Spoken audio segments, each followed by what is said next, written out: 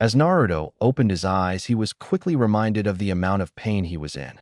It wasn't terribly unbearable, but having multiple Senbons sticking out of your body isn't exactly pleasant either. When his vision fully cleared, he looked forward and saw the young shinobi with the mask lying on the floor. To his relief, his comrade and admittedly now close friend Sasuke was still on his feet. "Why, you always get in the way, Dobe. It never fails," Sasuke whispered. With newfound reassurance, Naruto perked up, ignoring the state he himself was in. "You beat him, Sasuke," Naruto exclaimed. That feeling quickly faded as Naruto realized what actually happened. Taking a closer look, he saw that the other shinobi wasn't really hurt, just down for a bit, and he also saw that Sasuke was actually in pretty rough shape. He jumped in front of his attack. Why? Why would he? Did he do it for me? Naruto thought. You should see the look on your face. You look like a total loser. Why? Why did you save me? Why did you do it? I don't know. I just did. As Sasuke spoke, he thought about it himself. Why had he saved him? Were they really that close? Did Naruto actually mean that much to him that he would basically get himself killed for Naruto's sake? You? I hated you. Then why? It doesn't make any sense. Why would you protect me? As Naruto truly realized what Sasuke had done, his frustration began to grow. I didn't ask for this. I didn't ask for you to save me. Sadness, or maybe regret, overcame Sasuke, and tears started to form at his eyes. I don't know, my body just moved. There was no time to think. Low. Sire. Sasuke managed to say as he began to collapse, overcome by the pain and exhaustion he was under. Naruto quickly moved to catch him, although not entirely sure why. Sasuke.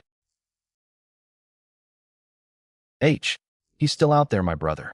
I promised myself I'd stay alive until I killed him. Naruto, don't let your dream die. With those final words, Sasuke gave in to the pain, to the anguish, to the regret, and fell unconscious. As Haku came to, he looked on as the sight before him unfolded. He found the strength he didn't know he had. Why? Because of a certain person who was precious to him. To save that person, he rushed in knowing it was a trap.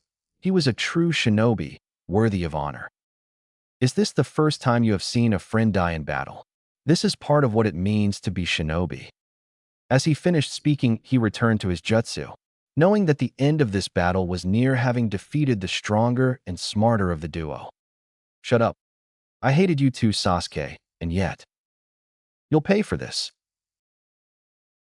Naruto was so overcome with his own feelings as he heard the ice shinobi speak. All those emotions quickly changed and unified against him. All around him, an orange energy could be seen, and a huge spike of animosity, hate, and just pure rage filled the air. I'm gonna kill you. What is this chakra? Chakra cannot be seen, yet it's clearly visible. It's something ghastly. I can feel the wrath. I can feel the blood lust like evil itself. His hand is healing and changing. This boy, what is he? Haku kept observing as not only Naruto's hand was healing and changing, but his body was as well. He did not know what was happening, but he did know that he had made a mistake. How could anyone have foreseen this? He then saw them. The boy's eyes had changed as well, but not like the Uchihas. His eyes now had a dark orange tint to them as opposed to the bright cerulean before it. They also looked almost like the eyes of a snake, but he knew that wasn't right. They looked a little different than those of a snake. Then in an instant, something happened that only a few people could have thought possible or even likely. A huge chain of what looked to be chakra with what looked to be a spearhead at its tip fired from the boy's body. There was no time to react. Even for as quick as Haku was while using his demonic mirroring ice crystals jutsu, he was directly hit, partly due to the amount of surprise and shock he was in. But to his astonishment, he didn't really feel any pain, even with the giant chain clearly having penetrated him. Just as quickly as it came, it returned back to the boy. Then Haku saw something else that surprised him. Another chain had struck the Uchiha and was beginning its return as well. It wasn't until the chain left him that he felt something. It was horrifying. It felt as if something had been stolen or taken from him. It was indescribable. He knew this had to end soon, or he would be in serious peril. The gravity of the situation could be felt in the tenseness of the air. The bloodlust in his eyes. This is no longer a child. Before Haku could even finish compiling his thoughts, Naruto attacked. With only moments to spare, Haku countered by throwing some of his Senbon. It seemed like a reasonable course of action until the energy swirling around Naruto simply knocked the Senbon out of the air. Realizing he needed to take the offensive, Haku began to use the full power of his jutsu and fired as many Senbon as he possibly could. Even with multiple direct hits, Naruto brushed them all aside, healed himself, and began his assault once more. Mirrors were starting to shatter as Naruto's newfound power and speed was able to keep up with Haku's. As Haku began to retreat to one of the mirrors, Naruto managed to grab a hold of him. Haku turned back in shock as he did not believe such a feat was even possible. He looked back in horror at Naruto's eyes once more. The intensity he could see in them was not what frightened him. It was the fact that his right eye had changed again. Except this change no one in the world knew how to explain. It had become a dark red with the slit pupil as before, but this time, he could see a tomo circling the pupil.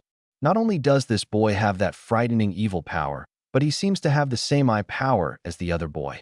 At this moment, despair hit Haku as he knew the fight was over. He was caught and overwhelmed. He only looked on as Naruto prepared to strike and braced himself for what he knew could very well be a killing blow. As he was about to get hit, he noticed one last detail that made everything make sense to him. Naruto's fist had become engulfed by a thin layer of ice. As the realization hit him, so too did Naruto's blow. The blow stunned him. While not fatal, it did make his mind go blank and sent him crashing right through one of his own mirrors. Naruto did not really know what was going on. He simply knew one of his only friends had just passed, and at the hands of some common criminal shinobi. When his power surged, he had a vague idea of where it came from, but he had no time to think. He was in the middle of a battle. His friend had fallen. His only real friend had fallen. Emotions swelled, and Naruto lost his sense of restraint. All he wanted at that moment in time was revenge, retribution for his friend.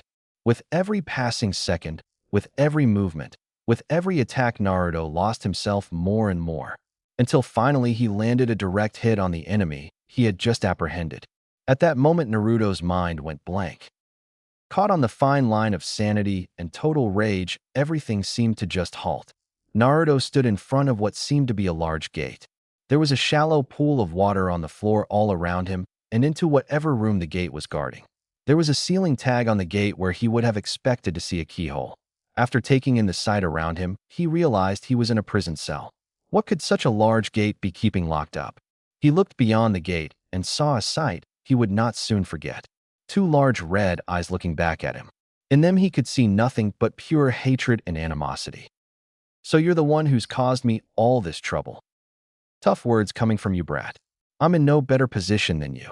Trust me, if I could, I would take over your body right now and destroy everything in sight." We wouldn't want that now, would we? Both Naruto and the Nine Tails were surprised at the sudden appearance of a third voice in the cell, although they couldn't quite tell who it was that spoke in the dark cell. "It's nice to see you, Naruto." Who? Who are you, and how do you know my name?" "It's you. Let me out of here, so I can tear you limb from limb." As the Nine Tails shouted, he splashed all around in a fit of anger. "If that's the case, I think I'll just leave you in there then. Ha. Why don't we go somewhere quieter to talk, Naruto?" With a snap of his fingers, Naruto and the stranger were out of the cell and in a different mindscape, one with more light and a brighter atmosphere. In the newfound light, Naruto could clearly see the stranger. In an instant, he knew who he was speaking to. "You're him, the fourth Hokage. But, how does the fourth Hokage know my name?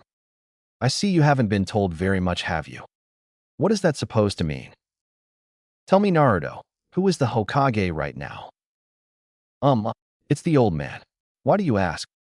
Ha. You call him the old man, do you? I guess he just wanted to protect you, and letting this information out would have probably put you in danger." "What? Protect me? Danger? What do you mean? And you still haven't told me how you know my name." "Well, it's actually quite simple. I know your name because I'm the one who gave it to you." The shock in Naruto's eyes told Minato all he needed to know. "You really didn't know, did you?" Naruto's mind was racing. How was he even supposed to take in this information? He was a whole mess of emotions, and he didn't know which were good or bad or neither. He was glad he found out who his father was, glad he knew where he came from, but at the same time sad that now he knew his father was dead for sure. But then how is he here? Then a single thought crept its way into his head. Why had his own father sealed the nine tails inside of him? Tears formed at his eyes as he thought about that one thought more and more. Why did you do it? Why did you seal the nine tails inside of me? It's caused me nothing but pain and suffering. I don't have any friends. All the adults are afraid of me and hate me for it. Everyone has just hated me, and I've just been all alone. With every word he spoke, more tears fell from his eyes. All the emotions clearly too much for any boy his age to bear. The next thing Naruto knew, he felt something he had never felt before in his life. He felt another person embrace him out of pure love and compassion. I see you've gone through a lot. I'm so sorry for that. But please, you need to understand that there was no time to think when it happened. I just did.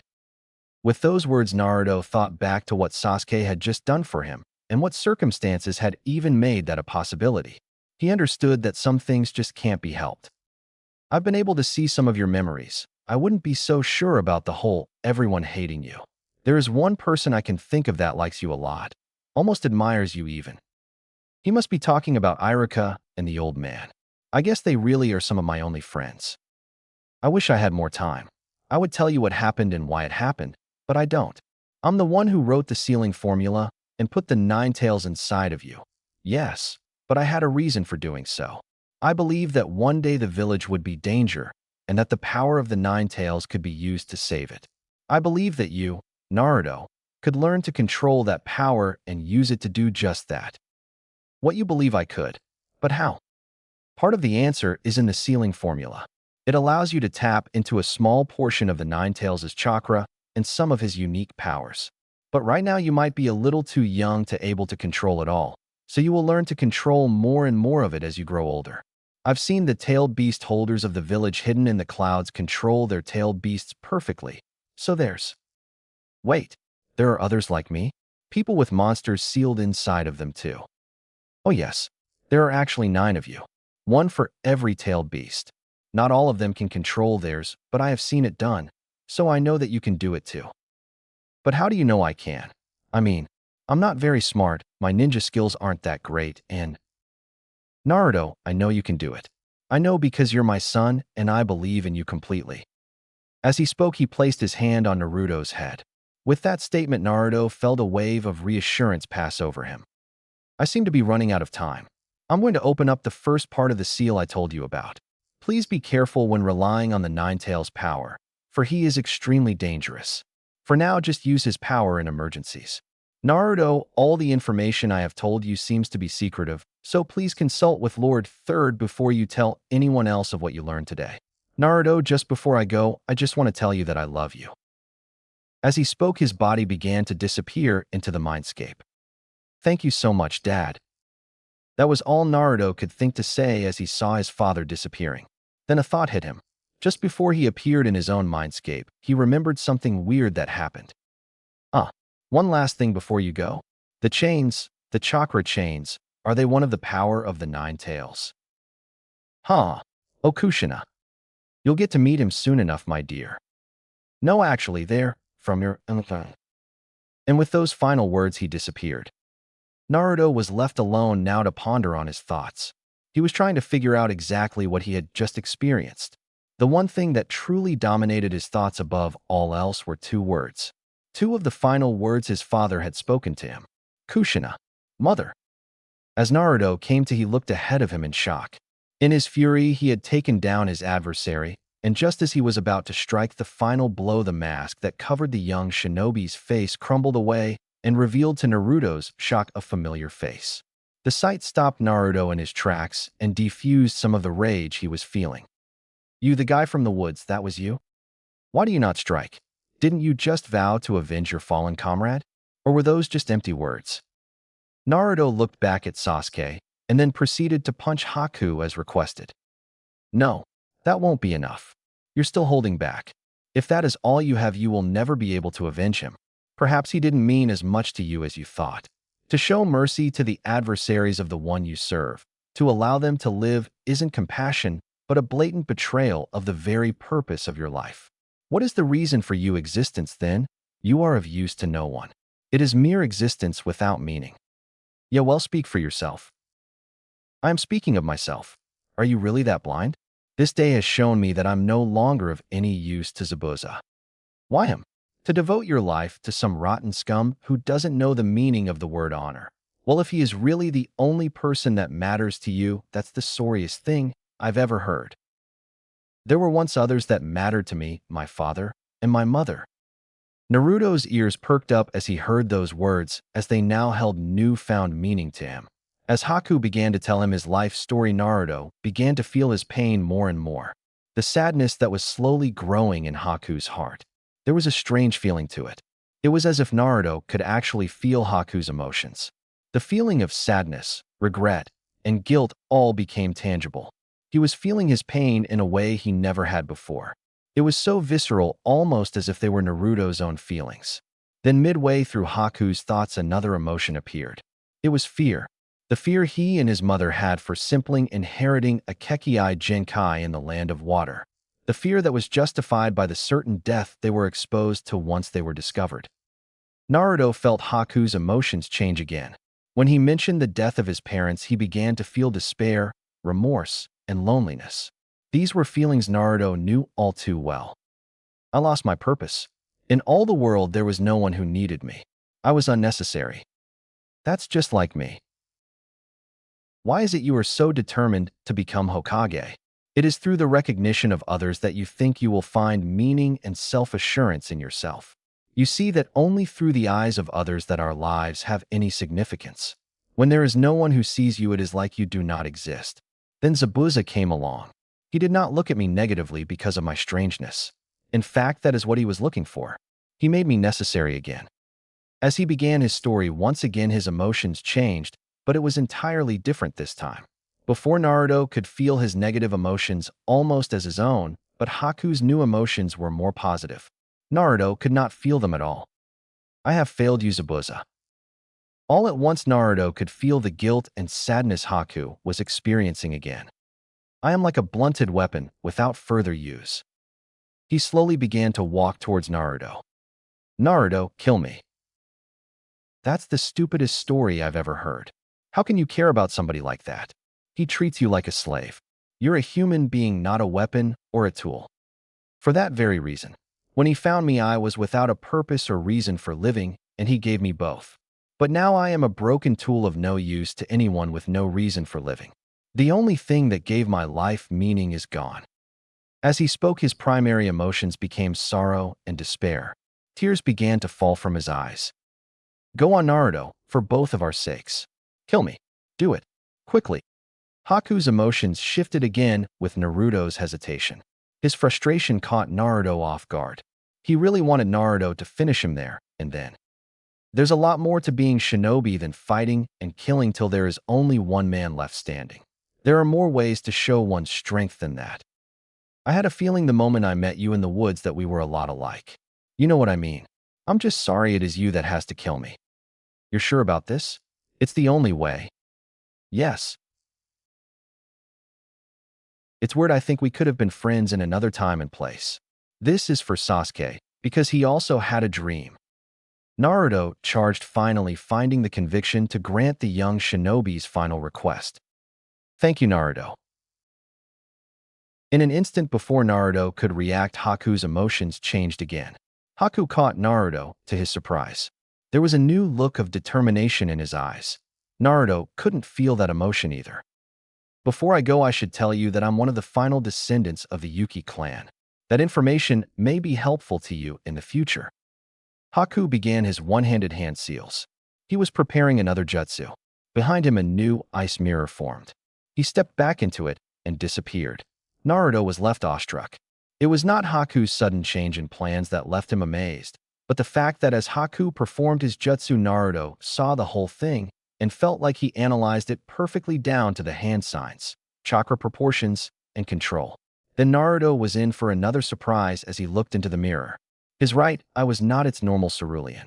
It was a dark red with a pattern on it. Naruto recognized the pattern. It was just like Kakashi's left eye, it was just missing some of the dots, Tomos. The Sharingan. But how? The day was just getting stranger and stranger. As Naruto was trying to process what he was seeing, he realized Kakashi was still fighting Zabuza, and that's probably where Haku went.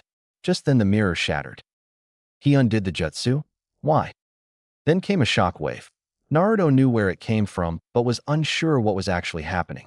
He refocused his thoughts and felt another wave of emotions pouring in. Fear, surprise, and worry. Sakura and Tazuna. Astonishment and surprise. Kakashi. Anger, animosity, and astonishment. Zabuza. Finally guilt and despair. Haku. They all came from the same direction, so Naruto really only had one way to go. The sight Naruto came upon was a grisly one. Haku, now covered in blood, stood in between Kakashi and Zabuza while holding Kakashi in place. The boy threw himself in front of my attack. He saved your worthless life at the cost of his own. Zabuza began to swing his blade. He was intent on finishing Haku as long as he could get Kakashi as well. Kakashi leapt with Haku in his arms to avoid the slash, Haku's final moments passing as it all unfolded. Naruto couldn't believe what he saw. After the way Hala spoke about Zabuza and the amount of respect he had for him, Zabuza would have just as easily killed him as he would have Kakashi. The mere thought infuriated Naruto. You'll pay for that. No. Stay out of this, Naruto. This battle is mine. Kakashi gave Haku the respect he deserved for his nobility before setting him down. In a flash, all emotions Naruto felt from Haku were gone and were replaced by anger from Kakashi. Unsure of how exactly Naruto had shown up, Sakura abandoned her previous emotions and became curious as to Naruto's situation. Naruto could not trace her curiosity either. Naruto? Naruto. Over here. Naruto. So you and Sasuke are all right. Sakura.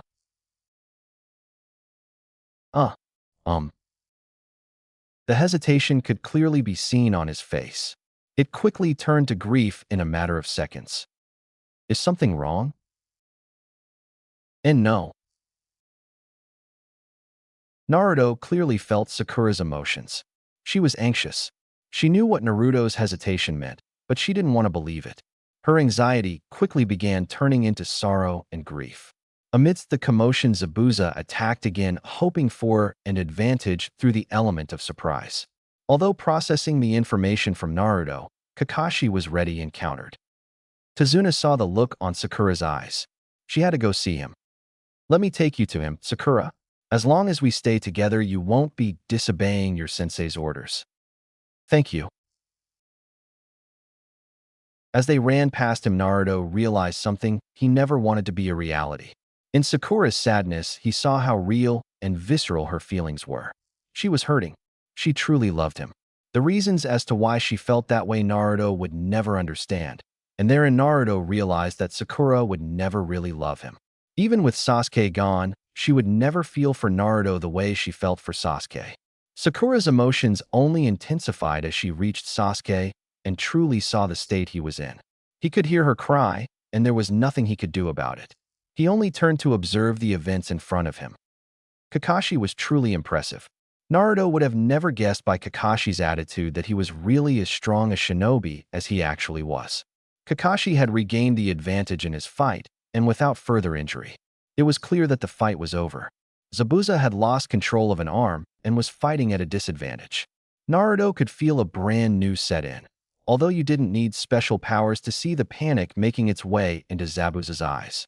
As he got more engrossed in the fight's final stages, he realized that he could feel Sakura anymore. A quick shift in focus showed that it was just a matter of where he placed his attention. The moment he looked back at his pink-haired comrade, he was hit with a wall of emotions. I feel where I focus. Good to know. Coming to grips with his new abilities was a challenge in the heat of his situation, but he seemed to be taking it in stride. For as bad as his reputation as being the bottom of his class was, Naruto was actually incredibly intelligent, just in his own weird way. Looking back at the fight, Naruto felt someone else approaching. Naruto did not know who it could be, but the closer he got, the clearer Naruto could sense him. Naruto quickly noticed that it was not just one person, but a small army. It was a wall of animosity and killing intent with a sharp spike of contempt and disappointment at its head. Quite the mess you are in, Zabuza. I thought you said you had this under control. Just look at yourself. You aren't even in shape to fight anymore, and the kid is in even worse condition. As Gato spoke, Naruto felt Zabuza's temper flare. Zabuza gave one last try to take Kakashi out. but his final swing was too slow. It was dodged, and Kakashi plunged a kunai into his only usable arm. He was now helpless. Naruto felt the defeat set in Zabuza's mind. There was only one outcome now. Gato, I don't understand. Why are you here, and who are those thugs behind you? Well, now all I can say is well done. You are no longer under my employ, but I can't have you running around after the show you've put on here today. No, your show ends here on this bridge. As you see behind me, I brought a little insurance just in case you failed. Oh boy, did you ever. Kakashi, since I'm no longer employed by Gato, I have no quarrel with you. The bridge builder is safe from me. It would appear so. Gato began to walk around as if he owned the place, and the gravity of the situation did not register in his mind. He came up to Haki's body. I just remembered. This kid almost broke my arm. I've been meaning to repay him. It's a shame he's not alive to feel this. Naruto couldn't believe his eyes. Gato was kicking Haku's corpse. To what reason was he doing it? He would not gain anything. It was just a blatant act of disrespect. Get away. Get away from him, you scum. What do you think you're doing? Kakashi was quick to stop Naruto before he could do something stupid. Hey, stop. Think a little before you charge in like an idiot. Well, what about you, Zabuza? Are you just gonna let him do that to your comrade? Shut up. He's dead, what does it matter? You're just gonna stand there and watch Haku get treated like a dog. He was with you for years, doesn't that mean anything? You don't seem to understand the way of shinobi. His skills meant something to me, yes, but he did not. I merely used him to better my interests, just like Gato used me. Nothing more. If you truly believe that you're a bigger rat than Gato is. Okay, Naruto. Stop. He's not the enemy right now. Not anymore. Shut up. The way I see it, he's enemy number one. You. Why you, after everything he did for you? He lived for you. To him, you were the only thing that mattered. He only wanted to please you, and he didn't mean anything to you. While he sacrificed everything for you, you're telling me you didn't notice. You never saw how much he cared. He meant absolutely nothing. If I become stronger, will I be just as cold-hearted as you? He threw his life away. For what? For you and your stupid dream. He wasn't allowed to have a dream of his own. But for him, your dream was enough. That's all he wanted. And you just toss him aside and forget about him. A broken tool, he said himself. That's just wrong. It's so wrong. Never had Naruto wept so much in one day. He had found out his lineage and the sad fact that came with it. Now he stood in front of one of the strongest shinobi he had ever met, and the reality of what being a shinobi is truly hit him. In the midst of his own frustration and sadness, he noticed something. It wasn't just his emotions. They were Zabuza's as well. Naruto noticed a single drop of water hit the ground below Zabuza. It was quickly followed by more and more drops. Naruto knew what they were, but he couldn't believe it. You talk too much. Your words cut deep. Deeper than any blade. Are you surprised to find out I'm human? He was so kind, so gentle. He was never meant to be a shinobi. With every attack, with every Senbon, his heart was breaking apart. Now because of him, I can feel pain and sorrow as well. I feel content that this is how it ends. Having no usable arms made taking off his mask a challenge, but not impossible. Boy, give me your kunai. Here. In one motion, Zabuza caught Naruto's thrown kunai and began charging at Gato. Naruto could tell that he was fully intent on killing him. That's enough of this. Gato quickly ran into his horde of mercenaries. Even with no arms, a skilled shinobi like Zabuza was more than a match for a couple common thugs. Sadly, there were more than a couple, so he would have to work quick to not be overwhelmed. He dipped, weaved, and sliced to make it through the crowd of lowlives. Luckily, the bridge was not done yet, so Zabuza quickly cornered Gato. Bursting out of the crowd, he plunged the kunai still in his mouth as far into Gato as he could. You fool.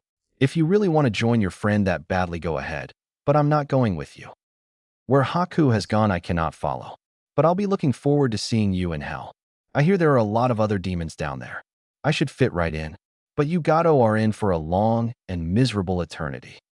In one motion, Zabuza ripped the kunai out of Gato's chest and reset himself for another barrage of slices. Gato was overwhelmed and fell off of the bridge he tried so desperately to destroy. It was over, but it was now Zabuza's turn. He was stabbed multiple times by the remaining mercenaries. Being overwhelmed as well, Zabuza could do nothing but collapse. He was still alive. Naruto could feel the regret in Zabuza's heart. He couldn't bear to see a strong shinobi in such a state. Don't look away, Naruto. When you live like a warrior, this is how it ends. Don't deny him the respect he deserves. Naruto, over here. Look at Sasuke. He's all right. As he looked over, he felt a wave of relief. Sasuke was okay. He could even feel Sasuke's embarrassment over having Sakura all over him. Looks like she still gets a chance at her dream. Amazing. The wonders never cease. By Kakashi's tone, Naruto could tell that even his sensei thought their comrade had fallen. But his focus quickly shifted to the band of thugs still on the bridge. It seemed as if they realized they were not going to get paid without their employer, so they began to set their eyes on the village just beyond the bridge. If Kakashi was at full strength, they could have defeated them easily, but he was spent after his fight with Zabuza. They were going to need help. Just as the thought entered Naruto's head, the reinforcement came. The townspeople had rallied and were ready to defend their land. The sight of the huge mob and several hundred Kakashi and Naruto shadow clones were enough to send the mercenaries running. They all went back to their boat and left without a trace, leaving only 2 bodies in their wake. Seems everything turned out for the better. Yeah. Kakashi, I have a favor to ask. Take me to him. I need to see him one last time before I go. Sure. Kakashi pulled all the weapons from Zabuza's body and carried him to Haku. There wasn't much he needed to say. He just wanted the closure. Naruto felt every second. The remorse in Zabuza's heart, the regret in his mind, and the grief in his soul. Naruto felt something cool on his neck. It was a snowflake. That's odd. Snow at this time of year. It must be from him. He must be crying. In his own way, of course. As the commotion settled, so too did the distractions in front of Naruto. Now he only had one thing to focus on. Should he tell Kakashi and his team, or wait to speak to the old man first like his father had told him? They would be in the land of waves for a bit longer while the bridge was being finished. He would have plenty of time to think. Plus, the bridge did not take long to complete. Once the whole town was behind Tazuna, its construction went much faster than he could have ever hoped for. The time had come for Naruto and his team to bid farewell to the land of waves and its inhabitants. Before they left, they gave their respect to the 2 shinobi that had undoubtedly changed their lives. While Kakashi was used to the life of the shinobi, having lost his own fair share of comrades, the rest of the team was still fresh, and the experience was an eye-opener. They could be in real peril, and they would have tough decisions to make. Once they said their goodbyes, they headed back to the village hidden in the leaves. Naruto had left such an impact on the people he encountered that they named the bridge in his honor. Was he initially made aware of this, and it might have gone to his head, but at the time he wasn't. Moreover, he had something much more important on his mind. Kakashi-sensei. Yes. What can you tell me about the 4th Hokage? What an odd question at this time. Kakashi perked up at the mention of his former sensei. He knew much more about the 4th than most people. He also knew of Naruto's true origins, but that information was an S-class secret in the village. It was also punishable by death. Naruto did not know this. In truth, he knew next to nothing before this mission, but now he knew more than enough. He just wanted to probe Kakashi for a little information on his father. Naruto knew the stories. He looked up to the 4th, he idolized him, and now that he knew of his lineage, he wanted to know more. What do you want to know? He was a shinobi in a class of his own. He was known to defeat armies on his own, and even fought with the Raikage and his brother, and bested them both. Oh, I already knew that stuff. I was just wondering, since you were alive when he was, maybe you got to meet him or something. Meet him? Naruto, he was my sensei. There was no way Kakashi could have known how hard those words hit him. If he was his sensei, then he had to know his master had a child. There was no way he couldn't have, right? His frustration built. How many people knew? How big was this secret? Oh really? That's cool, I guess. Naruto knew if he probed further, he might not be able to contain himself. So he seemingly dropped the topic. Sasuke and Sakura, on the other hand, were now intrigued by the revelation. You really trained under the 4th Hokage? I find that hard to believe. Naruto could sense the contempt inside of Sasuke. Naruto couldn't believe it either, but for another reason altogether. That's so cool, Sensei. What was he like? Sakura, on the other hand, was ecstatic. Her face shone bright as she hungered for details. Maybe Kakashi could teach them what the fourth taught him. Well, when he was my sensei, he wasn't Hokage yet, so he was a lot more easygoing than you might imagine.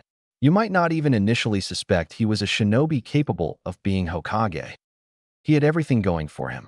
He was a natural talent, and he even had one of the best masters one could imagine. He was trained by the legendary Sannin Jiraiya-sama. With those words, Sasuke and Sakura's mouth hung open. They knew of the Jiraiya and the Sannin. Who didn't? Naruto. They were a group of shinobi trained by the third Hokage himself and were Kage level in their own right. Sasuke and Sakura now saw their sensei and team in a new light. There was so much to be inherited from Kakashi, a legacy of some of the strongest shinobi the Hidden Leaf had ever fostered. Naruto heard Kakashi and his teammates speak. He took it all in, but it really didn't mean anything to him at the time. He was still caught in his own thoughts. It didn't take Sakura long to notice that Naruto wasn't being as annoying as always. Naruto, what's the matter? Nothing, Sakura. I'm just a little tired. Odd. Naruto is never tired, and he hasn't called me Sakura-chan in a while. Must be the mission. It finally got to him. Better let him have some space. They continued on their way. The journey back wasn't as exciting as the initial expedition, so it was hard to keep busy and unbeard, especially with Naruto not being as energetic as usual. It seems we have finally arrived. Kakashi spoke to his pupils as he saw the great walls of the village hidden in the leaves inch ever closer. I want all of you to come with me to see the Hokage when I present the mission report. With that, they all headed to the Hokage Tower. The Hokage received them all happily. Their mission had been a long one, but he didn't expect them to take as long as they had. He noticed something off as soon as they entered the room. Naruto was different. The way he walked, looked, and even spoke. Something had changed in him. Hiruzen hoped that it would be for the better. His happy feeling quickly turned sour when he received the mission report. It was a miracle that they hadn't lost anyone. Zabuza was a feared member of the 7 ninja swordsmen of the mist. He would have given any jonin a cause for alarm. And then there was the young boy with the kekkei genkai. There was reason that the mist slaughtered anyone with such a talent. Those techniques were feared and incredibly powerful. Had any other team gone on that mission, there would have been casualties. An odd stroke of luck considering how Naruto goaded him into giving them that mission. After all the details had been relayed to the Hokage, he stood and gave the team the praise they deserved. They were all a part of the mission's success and would be rewarded accordingly. The final trace of doubt about the decision he had just made was erased. He would soon relay the information to Kakashi, but until then the team needed rest. You are all to be commended for the amazing guts and determination you showed on this mission. I will reclassify the mission in our records from C to a rank, and you all will receive credit accordingly. All 3 of the young genin looked at the Hokage startled. An A-rank mission was a big deal. They would likely not receive another for a long time. So gaining credit for one so early spoke volumes for their capabilities as shinobi. Sadly, since it was not charged as an A rank, your pay will remain the same. But the prestige you will receive for an A rank so early will look marvelously on your records. Now, you all deserve some much-needed rest. Take today and tomorrow off. Kakashi will decide where you will all proceed from here. You are all dismissed. Wait, old man. The look on Hiruzen's face told the whole story. Naruto, you know how you should act. Don't make me take back all the praise I just gave you. Sakura and Sasuke, you free to leave. With that, the both began to walk out of the room. Naruto could feel Sasuke's disgust and Sakura's frustration with him, but he didn't pay them any attention. What is it, Naruto? It's about the thing inside me. Naruto pointed at his stomach. Hiruzen grew sullen. Okay. You have my attention, but can you please wait outside for a second? I have one quick thing I have to discuss with Kakashi. Hiruzen was caught off guard with Naruto's apparent obedience. He quietly walked out of the room. Odd. I have never seen him so calm and obedient. The effects of this mission seem to have changed him the most. Only time will tell if it is for the better, though. As Hiruzen began to relax, he lit his pipe. It had been a long day, and this mission was going to be a nightmare in paperwork. What do you wish to speak to me about, Hokage-sama? You know what's coming up, don't you? The exams, Hokage-sama. Yes. Yes, indeed. Do you believe they are ready? With all due respect, I'm not sure. In my heart, I believe they are, but they are still so young. You were pretty young when you participated in them yourself, Kakashi. You are right, Hokage-sama. And with their performance on this mission, I truly believe they might even have a chance to move on. That's great to hear. This year, I believe they will be especially challenging. We must provide a good showing for the feudal lords and the other shinobi villages. Thank you for the praise on my students. And if that is all, Hokage-sama, may I take my leave? Yes, of course. Come in, Naruto. With that, Kakashi disappeared with the body flicker technique, leaving only the Hokage and Naruto to speak. Nothing could prepare Hiruzen for what he would be told by the young hyperactive knucklehead ninja, or how it would be told. Naruto had been harboring so many emotions in secret since the mission that he didn't exactly know how to let them all out. Naruto, any information about the fox is S-class, and you can only speak to me about it, so please be a little more careful when you bring up such a delicate topic. Naruto's expression was impossible to read. There were a million different emotions going on in his mind. He gave up in a flash and let it all go. The emotions finally manifested themselves in the form of tears. He began to weep uncontrollably. Hiruzen had never seen Naruto so much as complain about the fox or his life, let alone openly weep. He approached him. Hiruzen was a father, and he had an idea of how to calm him, but he was unaware of why now he was letting all of this raw emotion out. Why did he do it? Excuse me? Who are you speaking about? Why did the fourth Hokage seal the fox inside me? Why did my father seal it inside me? Hiruzen took a step back. The rage in his voice was enough to even make the Hokage shudder. But there was something else. There was pain. He was in pain. Naruto, you need to calm down and tell me how you found out about his information. His request was easier said than done, but in time Naruto regained his composure and told the Hokage about the events in the ice prison. These details were not in the mission report because Naruto had kept them a secret from Kakashi. He told him about his loss of control over his inner demon, the chains, his meeting with his father, the Sharingan in his right eye, and the shards of ice in his fist. How could such a tale even be conceivable?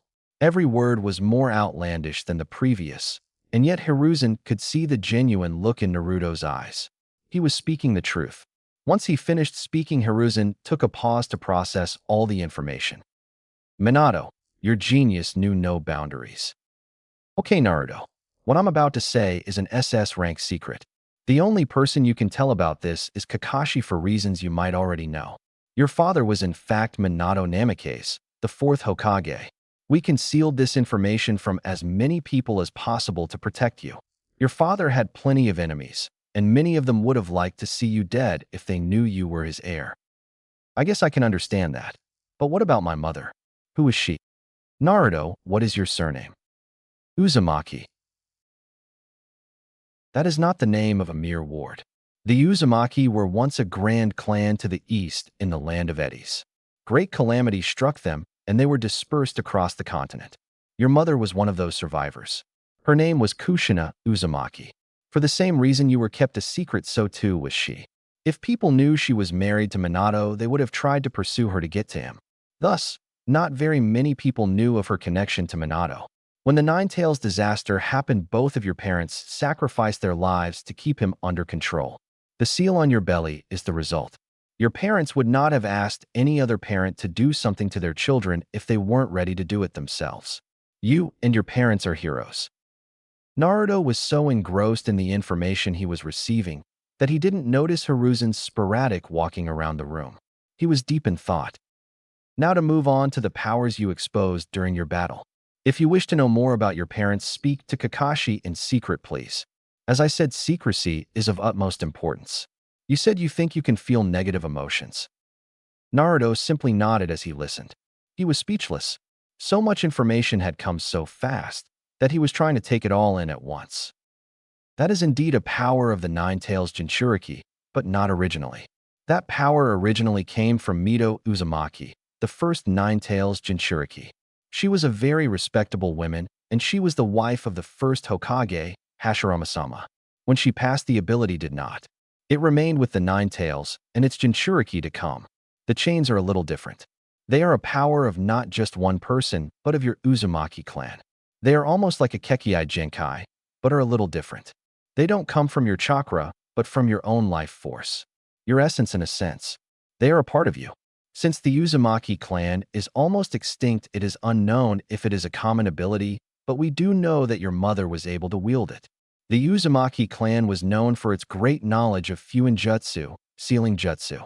That is where the chakra chains themselves come into play. They have sealing capabilities in them. That is where I believe your I came from. While I'm not sure, and this is just a theory, I believe when you struck Sasuke and the Mist Shinobi with your chains, you extracted some of their DNA with them and sealed it inside your own body. This might be why you have access to both of their kekkei genkais, although they apparently seem to be weaker.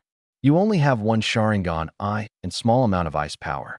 Maybe later you'll be able to unlock them further with practice, but I'm ordering you not to tell anyone about the Sharingan. It might cause problems for you if the people start trying to connect you to the Uchiha. I am not barring you from using it. I just do not wish for anyone to find out about it. I believe we have covered everything we needed to.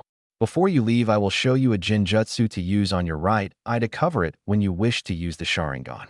Again, for this matter, you may only confide in Kakashi. He can help you learn to use your new gift. Naruto, with these new developments, I believe you may have the potential to be one of the strongest shinobi this village has ever seen. Stay true to who you are in your ninja way, and you may yet be Hokage one day. Please go home, rest, and prepare yourself for what is to come. With that, there was nothing more to say. Naruto simply took his leave and ran all the way to Ichiraku Ramen to help himself to as much ramen as he could. Hopefully, he would meet Iruka there and tell him of the parts he could of the mission. Things are finally starting to looking up for Naruto, but on the eve of the Chunin exams, there are more challenges on the horizon. I hope Naruto stays true to who he is. He will be a fine shinobi one day, and maybe even Hokage as well. I don't believe I have to change my prior plans for the teams in the exams, but with the new information on Naruto, I believe we will have a strong new set of Chunin. It seemed like every Jonin instructor was gathered in front of the Hokage.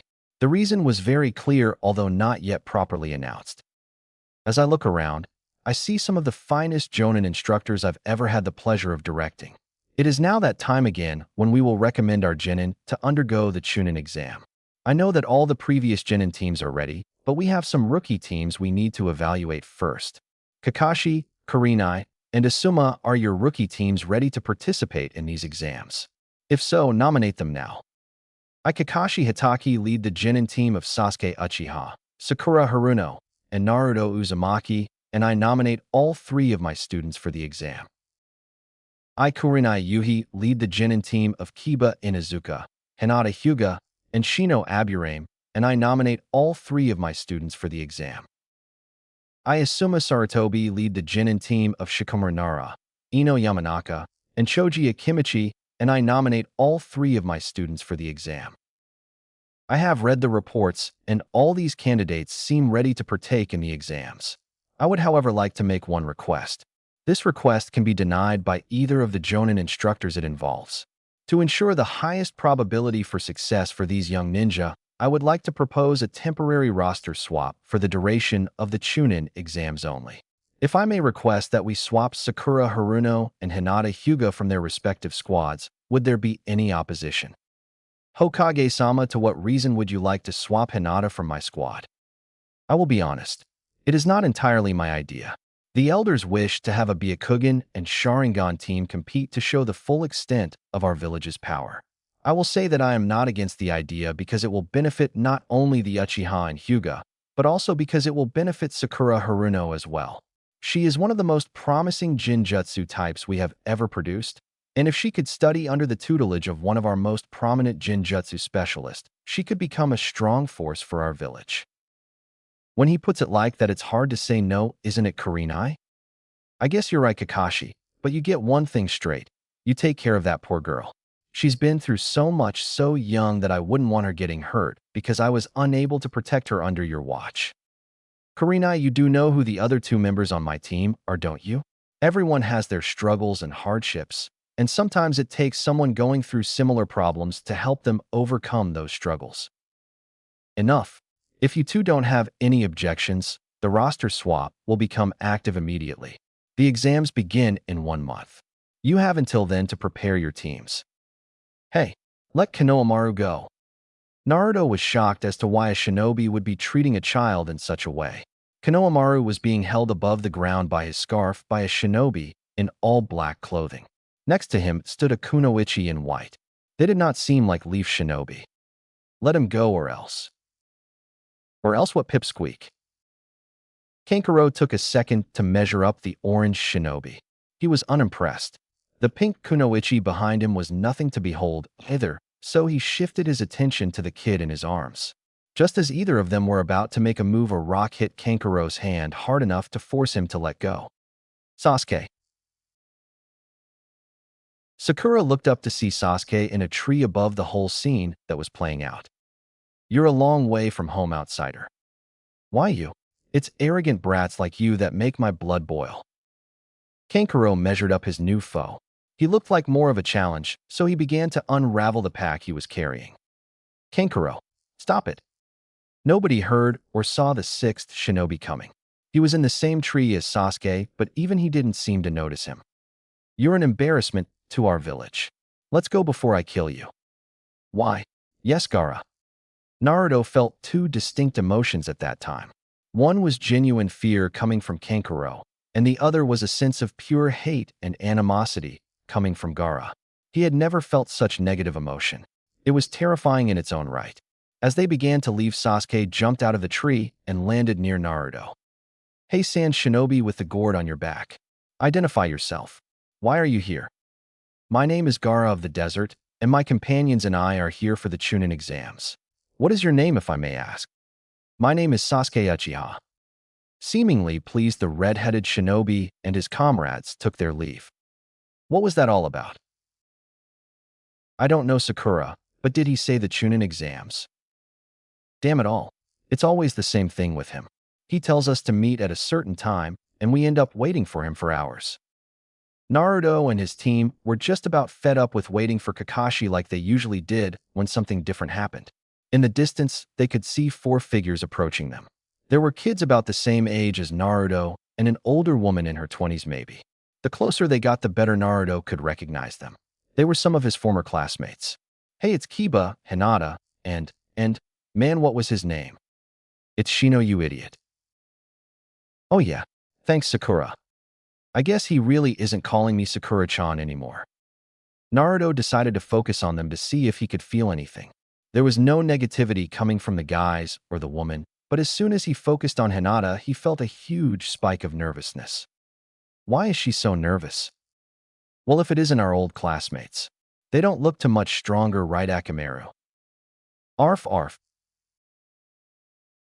The little puppy on Kiba's head looked as happy as it always did. It didn't have a care in the world. What was that? You're as annoying as ever, Kiba. Oh, I guess you're right, Naruto. Sasuke does look a little better. What? Oh, don't mind him, Naruto-kun. I'm sure he didn't mean it. What was that, Hinata? Didn't quite catch that. Why is she so nervous? Where is Kakashi? Kurenai looked very flustered. She did not want to waste any time. There was so much training to do and so little time to do it. He's always late, Kurenai-sensei, but I don't think he'll be gone to much longer. Sensei, why are you guys here anyway? This is where we usually meet for our missions. Kurenai looked at Sakura in shock. He hadn't told them yet. Just like him to not tell you guys until the last minute. I guess I'll just tell you myself then. Both my team and Kakashi's team have been nominated for the Chunin exams. Really, the Chunin exams? We've been nominated. The look of surprise on Sakura's face was nothing compared to the look of excitement on Naruto's. Even Sasuke was having a tough time keeping a straight face.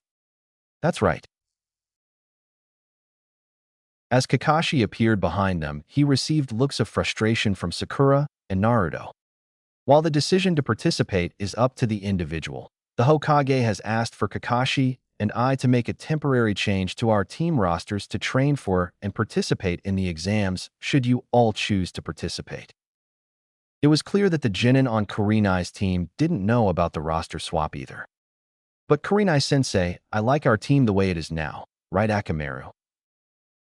Arf. Well, our teams were originally hand-picked, so I'm not too happy about it either, but it was a request directly from Lord Hokage. Kakashi just nodded his head. To turn a request from the Hokage down was almost treasonous.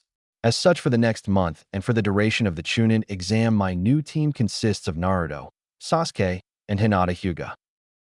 Naruto turned to look at his shy girl and was met with a huge wall of nervousness. Why is she so nervous? Sasuke looked at her as well. Oh great, another stupid fangirl. Wait, she's different somehow. She's not looking at me. She's looking at. Haha, this will be interesting. I wonder how long it will take the dope to notice. Hey Naruto and Sasuke, you better take good care of her and not let her get hurt, or else Akamaru and I will show you what hurt really is. Arf. Don't you worry, Kiba, I'll take really good care of her without Sasuke's help. Wow, every time I say anything she gets even more nervous. Is she afraid of me? Well, now that that is settled, I think it would be best if we were on our way. I'll see you and Asuma later, Kurenai. Naruto could feel Sakura's sadness. Although the swap was only temporary, she was still sad she had to leave Sasuke. Now there was a whole new person to deal with.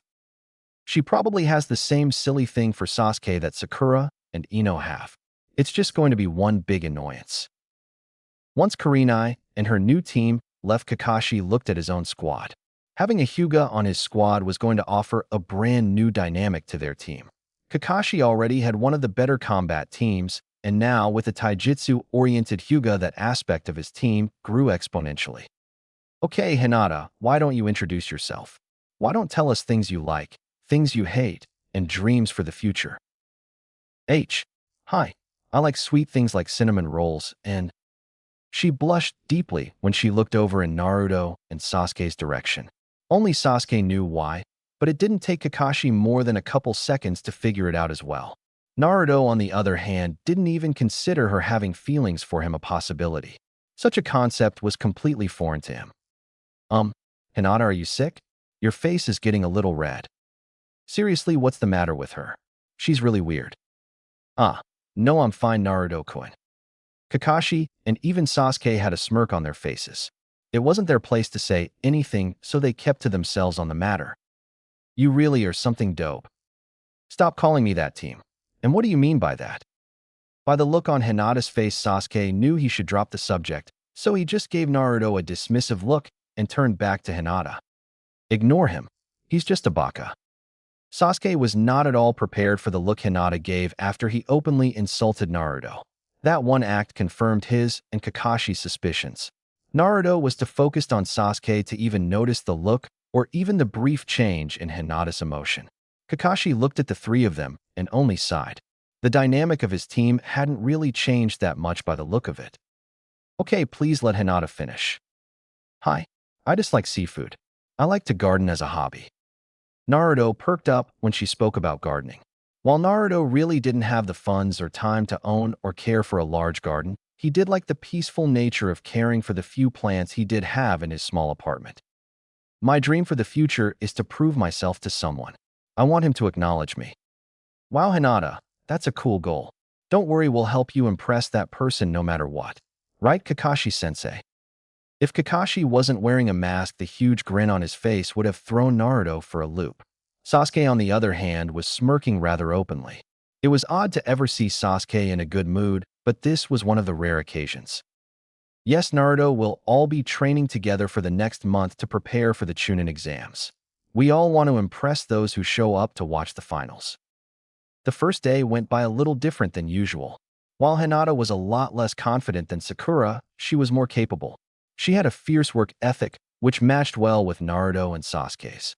It was a learning experience for all. Hinata would have to explain to her new team the aspects of her kekkei genkai.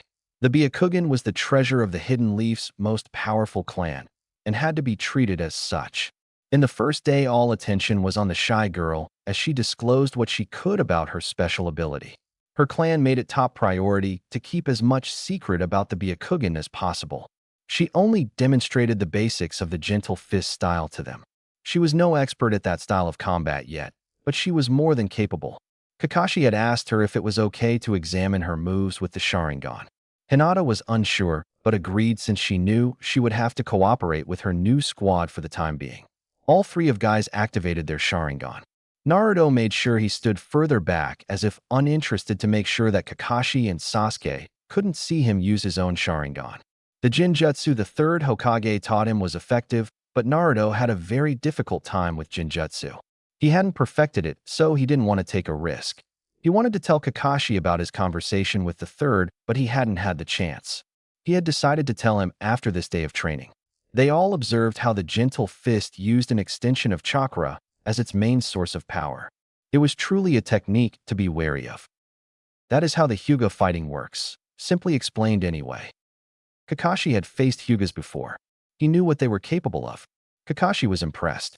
He could see she was still learning, but he could also see how much she had worked and progressed in her training. I thank you for your honesty with us, Hinata. Please understand that I have witnessed plenty of Hyuga fight before, and I have added aspects of the gentle fist to my repertoire of abilities with my Sharingan. You don't need to worry about what you have told or shown us. It won't matter if we copy your abilities because we won't be able to take advantage of them since we don't have your kekkei genkai. You need the Byakugan to make the gentle fist style work, and that is something Sasuke and I lack. Hinata was relieved. She didn't know how the Sharingan worked exactly, but she did know Kakashi was known as the copy ninja because of his Sharingan eye. She admired Kakashi's honesty and nobility. Arigato, Kakashi-sensei. Once her concerns were cleared up, she only had one thing on her mind. This was the most time she had ever spent with Naruto, and she was still incredibly nervous. She turned to him and Sasuke, and was surprised with the look on their faces. They were awed by her. She had a very interesting set of powers and abilities. They had never seen anything like them. Naruto could not contain his excitement as he slowly, unknowingly approached her. "Well, Hinata, you're so cool and strong. How come you never talked to us and showed us this in the academy?" He was starting to get too close for Hinata's comfort. Her blood was rising. She didn't really know what to do. Kakashi looked at the situation and decided it would be best to call it a day for Hinata's sake. He could see she wasn't like Sakura. She didn't openly show how she felt to the person she had feelings for. She was much more shy and reserved. It was best to let her adjust to her new situation slowly. Naruto's overwhelming personality might be too much for her to handle, all things considered. Okay, guys, I think we should call it a day. We've gone through a lot today, so we better get ready for the upcoming days of training. Whatever. Hi. But Kakashi-sensei, isn't there something you wanted to talk about, Naruto? Oh yeah, but in private if possible. Okay then, Hinata and Sasuke, you are dismissed. They both went their separate ways, leaving only Kakashi and the orange-clad shinobi left in the training ground. Kakashi wasn't sure what to expect. The only time he had ever seen Naruto so serious was on the bridge. "Kakashi-sensei, the old man asked me to speak to you about this in secret. He said it was an S-class secret or something." Kakashi's eyes widened as Naruto relayed to him the events on the bridge he didn't already know. He understood why Lord Third had told Naruto to only confide in him. There was so much to take in all at once. Wow, all of this in such a short span of time. If everything you've told me is true, you may already be one of the strongest genin in the village. Really? Naruto kekkei genkai are powerful things that can't be taken lightly, and you seemingly have 3 of them. Who knows if you might be able to get more in the same way you gained the Uchiha and Yuki kekkei genkai. It's going to be a real pain for me to train you now. You have so much power now, but it's all raw. If you don't mold it properly, it may be more of a hindrance than an advantage. I can help you in learning the power of the Sharingan, but the ice powers you're going to have to learn on your own. Well, I already know how to make the mirrors. What? How? On the bridge, I saw Haku's hand signs and stuff with my Sharingan, so I guess I copied them. I just can't make as many as he could.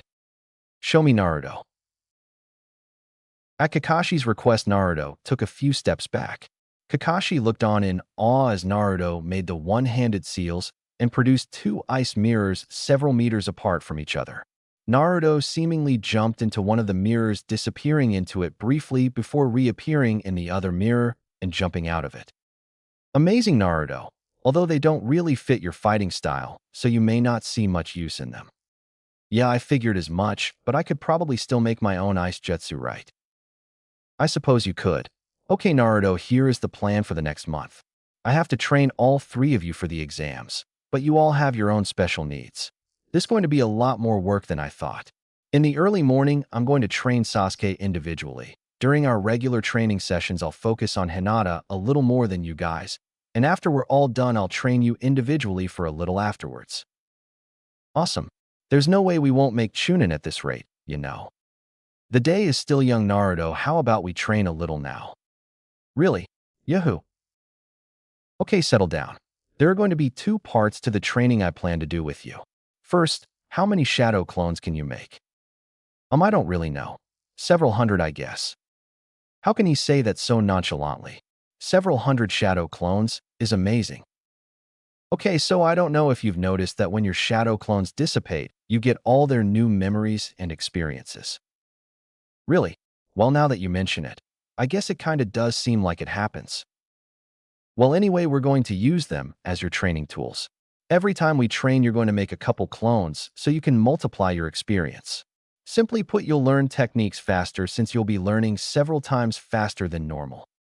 Wow, I can do that with shadow clones.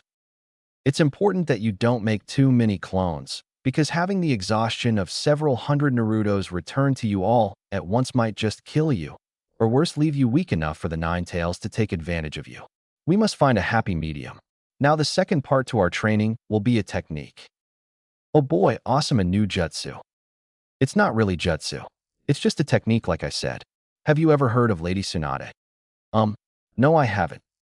Well, I told you about Lord Jiraiya earlier. She was his teammate, and also a legendary Sannin. Wow, she must be strong. Well, yes, in a matter of speaking. I'm about to teach you one of her techniques.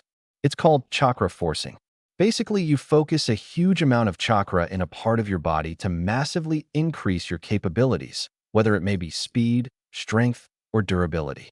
Lady Tsunade used this technique to shatter boulders with her bare hands. Wow, she could really do that. Yes, she was quite the shinobi. Anyway, normally this technique is incredibly ineffective for the regular shinobi because it burns through too much chakra too quickly, but Lady Tsunade was renowned for her chakra control. She could use chakra forcing to extreme levels without using very much chakra at all. Well, how does that help me then? You've seen my chakra control. It sucks. I did say it is impractical for a regular shinobi to use, yes. But Naruto, you are not a regular shinobi. You have an unimaginable level of chakra at your disposal. What you lack in chakra control, you can make up for in raw amounts of chakra. And we will use the shadow clones to work on your chakra control as much as possible as well. Thank you so much, Kakashi-sensei. You're the best. Oh, well, don't thank me yet. We still have a lot of work to do. Let's just start on your basics for now. You need a lot of work to get you ready. All right, then let's go. As they began, it was apparent how much work really needed to be done. Naruto wasn't trained properly in the academy.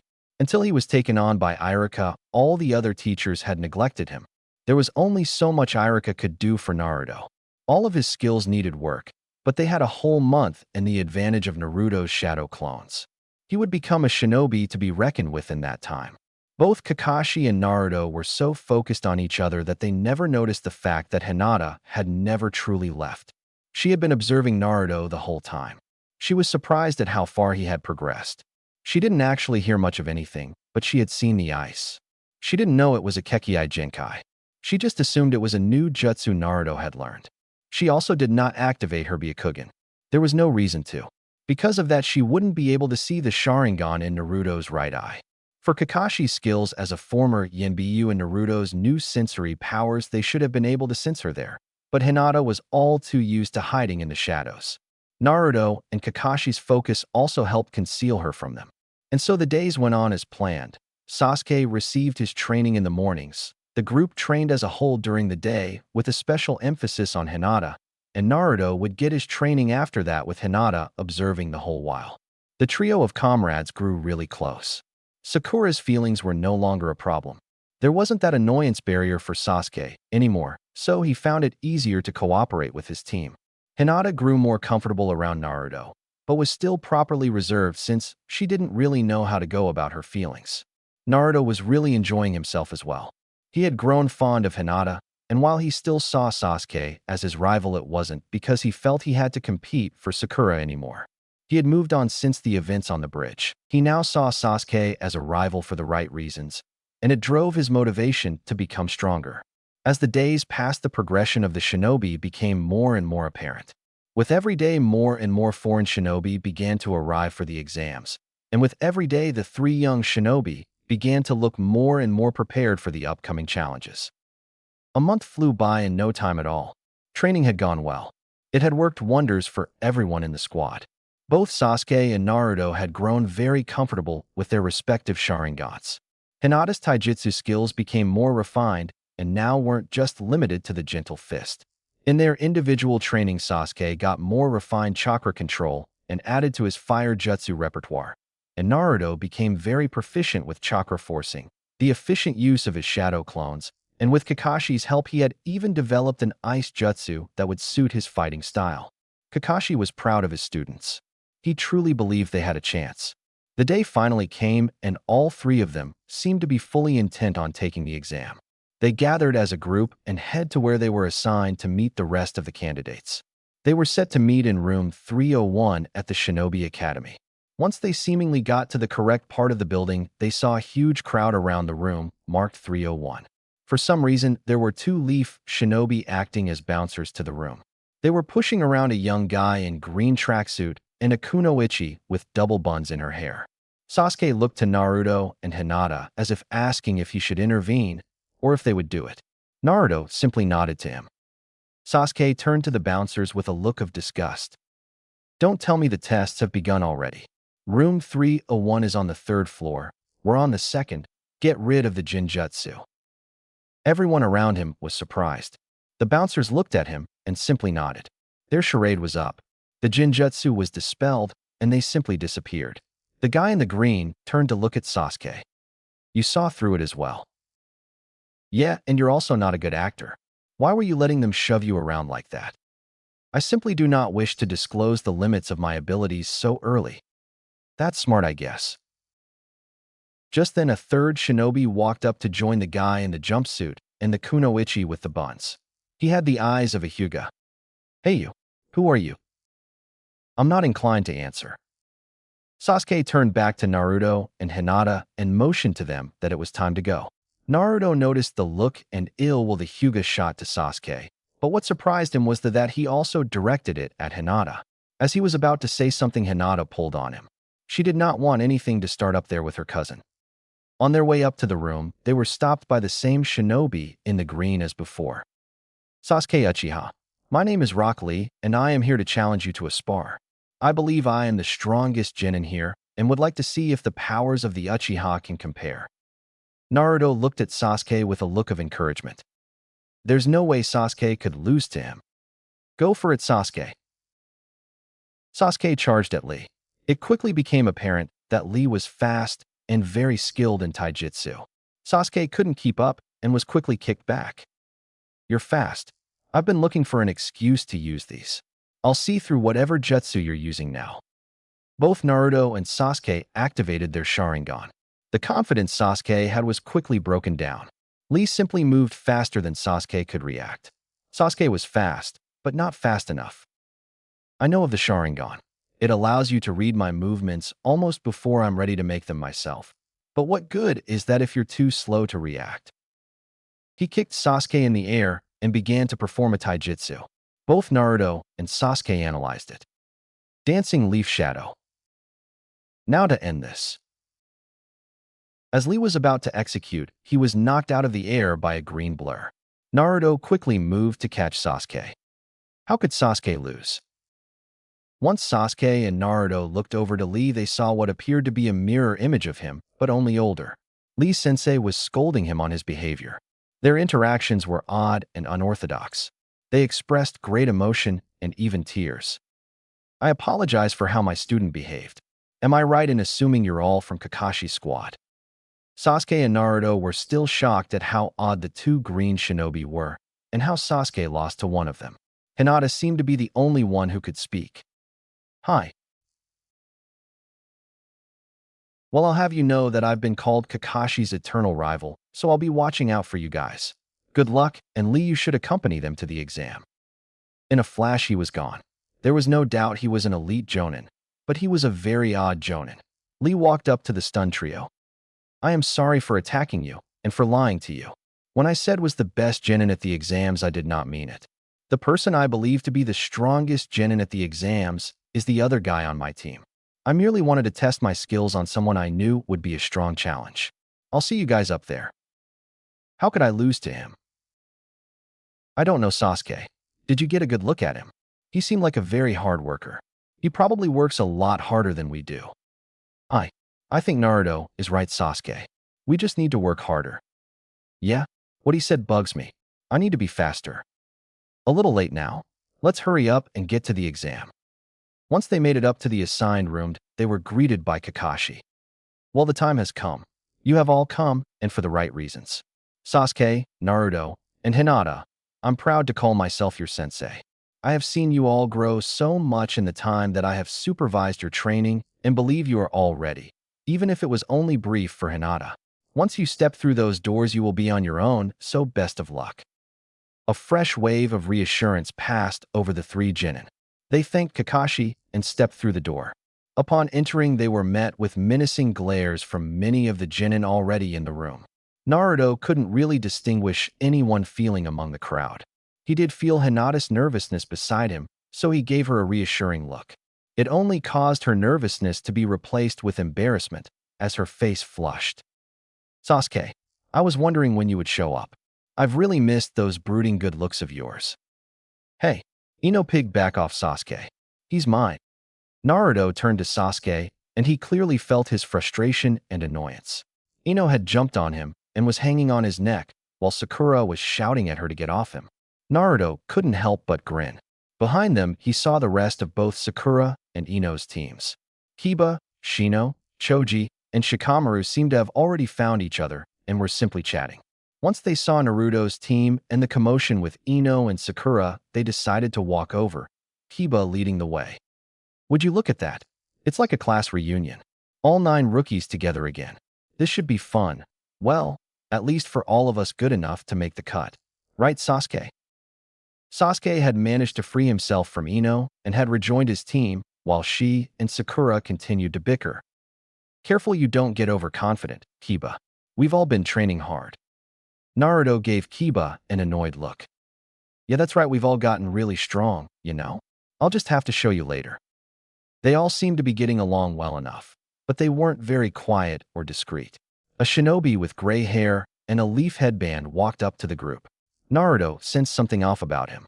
It was a negative emotion he couldn't quite describe. It felt malicious, but was much more cunning. Probably just the spirit of competition. Hey guys, you mind settling down? Look around, you've made quite the impression. The shinobi introduced himself as Kabuto Yakushi. He warned them to settle down because they were making the other candidates annoyed. He told them about his experience thus far in the exams. He had taken them 7 times with little success. He had, however, managed to collect a lot of intel throughout his endeavors. He had information on everything from all shinobi villages, the exams, and even individual participants. Sasuke immediately took an interest and inquired about Rock Lee and Gaara of the desert. Kabuto had pretty detailed information on Lee. His sensei was Guy, and his teammates were Tenten and Neji Hyuga. At the mention of Neji's name, Hinata winced.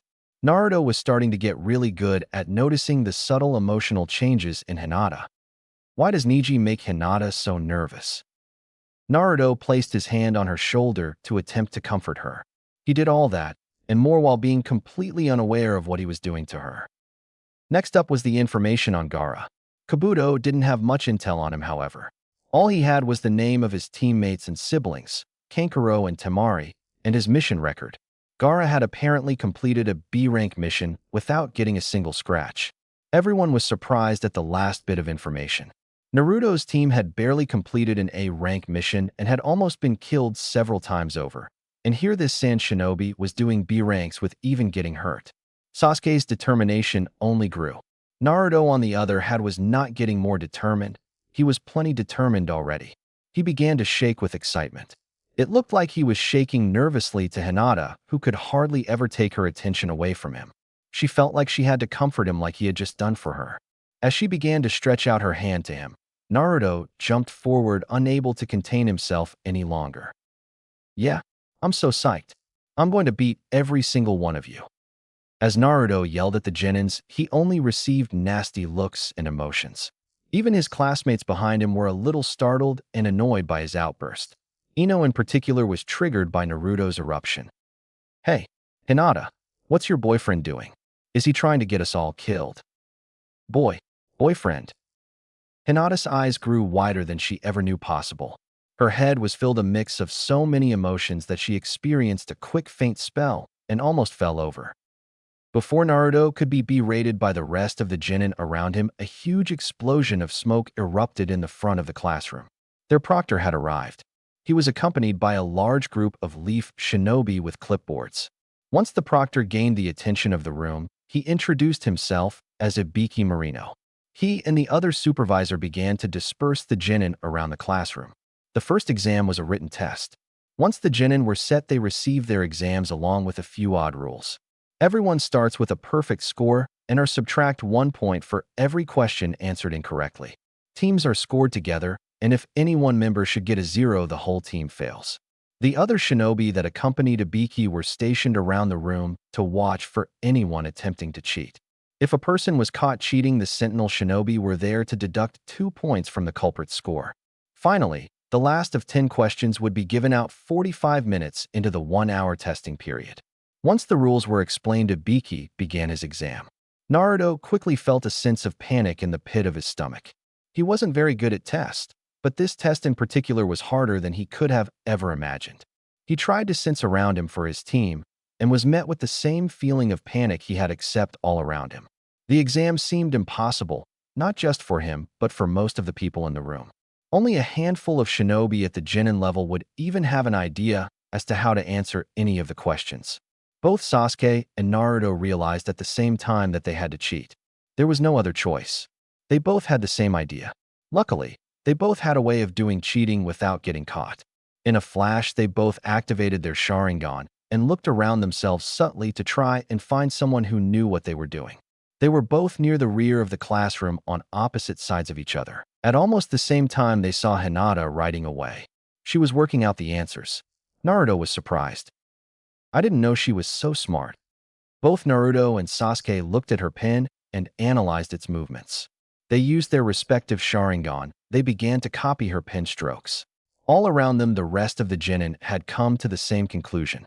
They all began to look for information in their own ways. Some of the genin were not very skilled at concealing their efforts and were promptly caught and asked to leave along with their teams. The herd was being cropped down slowly. In no time at all, 45 minutes passed. The proctor looked out in excitement. This was his favorite part of the exam. Pencils down. It's time for the final question. There are a couple individual rules to this question as well. First, you can simply choose not to take it. If you do, you will be asked to leave and your Chunin exam will be over. But if you choose to stay, you must answer the question correctly, or else you and your team will be barred from taking the exam again and will remain genin forever. Quite the predicament. It's unfortunate for you guys that I was assigned to be in charge of the first exam this year. Now if you want to leave, now is the time to do so. All around the room, the genin were shocked. The rules were absurd and unreasonable. It was seemingly an impossible decision. Panic set in the hearts of most of the young genin. After a short pause, more genin began to walk out of the room. The stakes were too high to risk one exam. If there was a chance, it would be different than next time around. Naruto and Sasuke were both confident. They were unsure of how hard the question would be, but seemed ready to meet it head-on anyway. Naruto also felt very frustrated. He was unsure why there was so much pressure on one question. He looked to Sasuke and felt nothing from him, so assumed he must have been okay. Then he looked to Hinata and became worried. He could feel the uncertainty in her heart. She was scared at messing up Naruto's chance to progress closer to his goal. There was no way Naruto could know why she was so worried, but he knew how to get to her some way. As soon as he saw her begin to move, he jumped up faster than he thought he could. Just cut it out already. There is no way you can scare us. We are all here for a reason, and we won't turn back just because you impose some stupid rules on us. Naruto's words rang loud and true. His words and the look of determination erased the doubt in Hinata's mind just like he had hoped. What he didn't know was that his words reached more than just her. All around the other genin found their confidence after hearing Naruto's words. The looks on everyone's faces changed. Their minds had been made up and Ibiki could see it. Well then, if you are all sure about this, it's time for the final question. You all pass. Everyone was stunned. All the build-up for seemingly nothing. The life of a shinobi is full of tough decisions. Your decision to stay with your team and push through adversity is what passed you on to the next round. The first portion of this exam was meant to test your ability to attain information covertly. You were supposed to cheat, just not get caught. If you got caught, you didn't deserve to be promoted to chunin. Congratulations. Good luck on the next exam. Almost as if on cue, a figure burst through the window of classroom and threw two kunai at the ceiling. From the kunai hung a banner, and in front of it stood a very skimpily dressed kunoichi. All right, boys and girls, I'm Anko Mitarashi and your second proctor. There is no time to celebrate. Are you ready for the second exam? Right. So let's go. You're early. Again. Eh. While there sure are a lot of them left. Your test wasn't hard enough, Ibiki. You're getting soft, aren't you? Maybe it's just a strong bunch of candidates this year. It sure doesn't look like it. When I'm done with them, more than half of them will be gone. This is going to be fun come morning. I'll let your squad leaders know where to go, but for now you're all dismissed. After the exam wrapped up, the remaining candidates found their teams and began to celebrate. The first exam had cut down several teams from the mix, but like Anko had said, not as many as planned. The rookies all got together once again to celebrate. Even though they were technically rivals at that moment, they all enjoyed each other's company. Since there would be another exam the next day, they kept the interaction brief, much to Naruto's dismay. He was really starting to feel like he was making some real friends. Sasuke was not very fond of the celebration, but he was slowly starting to open up to his peers. Soon Naruto's team was left alone as they began to leave the academy building. Naruto wanted to spend more time with his team outside of training and missions, but he was unsure as to how to go about making it happen. As Sasuke began to break off to leave, Naruto extended his arm to him, but didn't know what to say. Sasuke took it as waved goodbye and left. Naruto was now left with just Hinata. They really didn't talk too much if Sasuke wasn't present, so the walk was quiet. When they got closer to Hinata's home, Naruto felt a feeling of desperation rise in him. He just wanted a friend he could talk to outside of ninja business. Iruka was usually his go-to friend, but he wanted someone his own age to converse with. Hey, Hinata. Yes, Naruto-kun?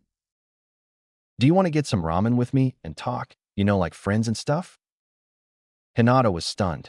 She wasn't sure what to say. She knew he didn't see her in a romantic way.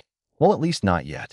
It was an innocent request, but to her it meant so much more than Naruto was speechless for a moment. Naruto felt her hesitation and nervousness and thought she was opposed to the idea. Oh, you must be busy. Sorry for bothering you. As Naruto turned to walk away, he felt a sharp feeling of desperation come from Hinata. She was having a hard time thinking, and the intense blush on her face wasn't helping. Naruto-kun, wait. I do want to go. Really? Are you sure? Hi. Okay, I know this great ramen shop where they serve the best ramen you'll ever have. Follow me. Hinata watched as Naruto took off in his excitement. She was still trying to process the events. She quickly took off after him. The smile on her face was the sign of the growing sense of excitement. Once Hinata reached Ichiraku, she took a seat next to Naruto, who had beat her there. He turned to look at her and saw the smile on her face. Wow, I don't think I've ever actually seen Hinata smile. Hinata, why don't you smile more often? It looks good on you. Hinata could only look away in embarrassment. Her face turned so red that it invented a couple new shades of it. Naruto had no idea the kind of effect his words had on her. He could only feel the emotions they caused. Man, Hinata, your face is getting red. Are you sick or something? No, I'm okay. As they began to talk about the exam, a young woman walked out of the kitchen to greet them. When she saw Hinata, but more importantly the look on Hinata's face, she couldn't help but smile. Well, hello Naruto. It's nice to see you. Hello, I am Chan. Where's old man Tucci? He stayed home today. He wasn't feeling well. Who's your friend Naruto? You haven't introduced her to me yet. Oh yeah, this is Hinata Hyuga. Oh, so she's the girl they put on your team temporarily. You should know he talks a lot about you every time he's here. He kinda lives here. You should hear the way he talks about you. Though, I think he kinda likes you. I am Chan. Both Naruto and Hinata were blushing. Couldn't tell who had the deeper shade. Calm down, Naruto. I'm just teasing you guys. So did I hear you say you guys passed the first exam? Hell yeah, we did. Well, congratulations. Order whatever you want. It's my treat. Oh wow, thanks, I am Chan. Arigato. Once Ayam received their orders, she went back to the kitchen to make the food. Naruto and Hinata began to talk about the exam again. They were in high spirits for a while until Naruto remembered that Hinata almost resigned from the exam. Hey Hinata, can I ask you something? Sure, what is it? During the final question, I noticed that you almost chose to leave. Why? We've been working so hard. It was tough to see you having second thoughts. Hinata looked down. She didn't exactly know how to answer him. Naruto felt the remorse build inside of her. I didn't want to cost you your chance to be Hokage. If I failed, we would have all been disqualified, and we wouldn't even be able to be Chunin, let alone Hokage. Naruto was shocked. He was sure she was afraid for her own sake. To hear anybody say they were looking out for him was completely foreign to him. Man, you're so weird, you know. Those words were like a kunai in her heart. But I like people like you. I've never had anybody look after me like that. Thank you, Hinata, but you need to be more confident. You're so strong and way smarter than me. There's no way you would have failed the final question, even if it had been a question. If we keep working hard, there's no way we won't meet our dreams. I'll be Hokage, and you'll prove yourself to the special person, no doubt. Hi. Arigato, Naruto-kun. As Hinata thanked Naruto, she felt a wave of confidence flush over her. Ayam walked in with their food in time to catch the last exchange. Oh, you two are just so cute together. This caused them both to blush again. I am Chan. Oh, just settle down, Naruto. Here's your food. They ate in silence, simply content with each other's company. Once they finished, they said their farewells and headed home. There was a long set of days ahead of them, and they would need as much rest as possible. This whole place just creeps me out. Naruto heard Sakura behind him, but he didn't pay her much attention. Just about everyone around him was nervous about the next stage of the exam. Naruto, on the other hand, was more excited than anything. The only thing that bothered him was the next proctor. She was very odd. She was a lot like Sakura in some ways, but Anko was actually scary in a way, psychotic almost. It should. They call it the Forest of Death, and soon enough you're going to find out why. Anko couldn't help but laugh at the way the candidates reacted when they learned the name of Training Ground 44. Naruto was annoyed by her seemingly sadistic sense of humor. Naruto looked at Anko and mocked her and her disturbing demeanor. They call it the Forest of Death, and soon enough you're going to find out why. Call it whatever you want, I can handle anything. All around him, people were beginning to get annoyed of Naruto's antics. The only one not looking at him negatively was Hinata. Naruto could tell because he didn't feel any negative emotion from her, unlike everyone else. As he was contemplating why this was, he felt a sharp spike of malicious intent from Anko. He knew what she wanted to do, but he wasn't sure if he had enough time to react. In seconds, Anko threw a kunai at Naruto and jumped behind it before it could land. The kunai was only intended to graze Naruto's cheek, and that it did. As Anko appeared behind Naruto, blood began to seep from the thin cut now on his cheek. Looks like we got ourselves a tough guy. Tough guys like talk real big, but usually leave their blood all over this forest. Anko would have been in high spirits if it hadn't been for the fact that she noticed Naruto wasn't scared of her. Then she felt some cold steel on her neck. She was surprised at who was holding the kunai to her neck. If you're going to threaten someone, at least make sure you know who it is you're trying to scare. Didn't you think it was odd that your kunai never hit the ground? Naruto stepped back and dispelled the shadow clone that was grazed by the kunai. He gave Anko her kunai back and analyzed her closer. She was surprised, but not in the way Naruto hoped. She seemed almost excited, as if she was ready to fight Naruto to death right there on the spot. Well, I must say, Every year we get that one loudmouth kid who thinks he can take on the world, and every year I put him in his place. Today, it was a little different. That one loudmouth kid actually had some bite behind his bark. This year is going to be fun for sure. Hey, wait, you're the Uzumaki kid, aren't you? Haha, try not to leave too big of a mess in there if you know what I mean. As Anko walked away and began to explain the details of the exam, a lot of attention wasn't on her. It was on Naruto. Naruto's team knew what he was capable of now, but a lot of their former classmates and the outside shinobi did not. Naruto had just stood his ground against an accomplished jonin without batting an eye. How a full-fledged fight would have played out was inconsequential. No one was more surprised than his former classmates. Naruto could sense their disbelief and simply shrugged it off. He didn't have anything to prove to them. What he wanted to prove, he had to prove to the whole village. The second exam consisted of several objectives. The most important was retrieving a scroll from another team. Each was given a heaven or an earth scroll. Each would have to survive, retrieve the opposite scroll to theirs, and reach the middle of the forest in 5 days or less, or fail the exam. Once all the teams signed a release form, they were all given their respective scrolls and lined up at different entrances to Training Ground 44.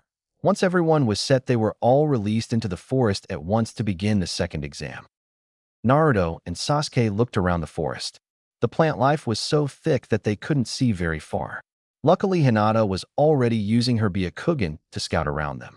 They seemed to be alone for the time being, so Hinata deactivated her kekkei genkai and joined the group. Sasuke was busy trying to figure out a way to differentiate between their team and anyone using the transformation jutsu to appear like one of their own. I've got it. Listen, I think we need a password or code. That way, if anyone who is not us tried to transform into us, we'll know. I think I know what we should do. If we're not sure about another person, we ask them to make a combination of hand signs. Sounds good to me, Sasuke. What do you have in mind? What should the signs be? Actually, I think it would be better if we all input a different sign. That way we're all a part of the plan. Let's not say them out loud though, just in case someone is listening. I'll start, then Hinata, then you, Naruto. They each took their turn and add 2 hand signs each to the combination. They silently agreed that the signs would be tiger, ox, monkey, snake, rat, and then dragon. As they were about ready to set out, a powerful gust of wind erupted from beyond the foliage in their direction. Hinata and Sasuke both had time to jump out of its way, but it wasn't intended for them. The blast of wind hit Naruto directly and threw him far away from his team. Once the wind subsided, Naruto got up from where he had been thrown. He had his Sharingan ready and was looking around trying to find his friends. Just as he sensed them, a giant snake slithered towards him. Naruto jumped out of its way when it lunged at him. But the snake was incredibly fast for its size, and it quickly caught Naruto with its tail and began to wrap and constrict around him. Naruto had to think fast, or else he ended up snake food. Naruto's hands were too far from each other, so he couldn't make any hand signs, or rather, any regular hand signs. Man, I didn't want to have to use this jutsu so early, but there isn't really anyone around, so I guess I can still keep it secret. With his right hand, Naruto performed his own special hand signs he and Kakashi developed for his ice-style kekkei genkai. Ice-style frozen claws jutsu. The air around Naruto began to drop in temperature rapidly, so much so that even the snake felt it. Naruto formed his hands into fists, and around them layers of ice began to form. They formed what looked like a gauntlet made out of nothing but ice, except sharp blades protruded from the knuckles. It only took about a second for the jutsu to finish forming, and as soon as it did, Naruto forced his chakra to his arms and began to tear his way out of the snake's hold. Once free, he turned back to the snake, who was not at all pleased with what Naruto had just done to it. You may not be able to understand me, but I still gotta say how cool this new jutsu is. Kakashi made me swear not to use it fatally unless I had no other choice, but since you're not really a human, I don't think he'll mind. Naruto forced chakra to his feet and charged at the snake. He quickly ran up the snake to the head and delivered a powerful blow to its head with the spiked gauntlet. The snake dropped hard, and Naruto simply took a step back and basked in his small victory. His moment of accomplishment only lasted a few seconds before he felt something wrong. Hinata and Sasuke were in trouble. They weren't just in trouble, they were scared. They were genuinely and completely scared. What in the world could possibly scare Sasuke this much? I gotta hurry and get back to them before they get hurt. I can sense the fear in the both of you. It's only natural. The prey must never let down its guard when it's in the presence of its predator. The malice in the grass village shinobi's voice had Sasuke and Hinata terrified. The shinobi lunged at Sasuke, but instead of jumping, her body extended in a serpentine motion across the tree branches. Sasuke wasn't sure what to do. He was too scared to think rationally. Just before the grass shinobi reached Sasuke, she stopped before two kunai and shuriken hit her. Looks like I made it in time. What happened to you guys? Naruto looked at the sight before him. The grass shinobi was wrapped around a tree branch as if she was a snake herself. Sasuke and Hinata looked up surprised to see Naruto. Naruto-kun. Naruto, get out of here. You don't know what you're dealing with. The grass shinobi looked up at him surprised. So it seems you got away from my friend Naruto. Good job. So you sent that giant snake. It wasn't all that tough. If you thought that would be enough to take me out, then you must be as stupid as you look. Shut up, Naruto. You're going to get us all killed. Sasuke was still wrapped in fear. He was trying to figure out how to get out of the situation they were in. He could only come up with one course of action. He took the scroll out of his shuriken holster. Here, the is what you want, so take it and leave us alone. Everyone looked at Sasuke surprised. He was giving up, at least that's what it seemed like. Naruto could sense how scared he and Hinata were, but there was one thing Naruto never did, and that was give up. As soon as Sasuke threw the scroll to the grass, Shinobi Naruto intercepted it. Sasuke, what the hell is your problem? You're giving up? Just shut up, you dope. You don't understand what you're up against. Naruto looked at Sasuke in disgust. He jumped to him and sucker punched him in the cheek. What's your problem? I may not know what we're up against right now, but what I do know is that you're not the real Sasuke. I'd ask you for the passcode right now if I had the chance. What? What do you mean? The Sasuke I know doesn't give up. The Sasuke I know wouldn't be scared of one shinobi, or of anything for that matter. You're just a fake. So if you want to be scared, then just stay there and don't get in my way. But I'm not giving up, and neither is Hinata, you know. Naruto turned to Hinata and gave her a smile. The smile helped her get to her senses, but she wasn't ready to fight a foe as strong as the one on front of them. The grass shinobi stood and looked at Sasuke with pity. You know, it's sad but true, although to me it really doesn't matter. As for the scroll, I could just kill you and take it. She rolled up one for her sleeves to reveal a tattoo. She bit her thumb to draw some blood for the summoning contract she was about to use. Naruto pulled a kunai and charged. Let's see you try it. The grass shinobi completed her summon before Naruto could strike. Another giant serpent appeared below her and swatted Naruto away like an insect. Naruto was already incredibly angry at Sasuke, and now he was only getting more infuriated by the grass shinobi. Naruto slammed into a tree branch with loud thud. He wasn't just frustrated anymore, he was enraged. His eyes changed, but not to the Sharingan, but to the ones of the Nine Tails. He quickly recovered and lunged at the serpent again. He kicked the serpent with enough force that even Hinata, who was the farthest away from the fight, felt it. Naruto-kun, when did you get that kind of power? Naruto's barrage was relentless. The serpent swatted him away once again before it got overwhelmed. The grass shinobi looked on in awe. She was impressed. Very impressive. Let's see what you can do, Sasuke.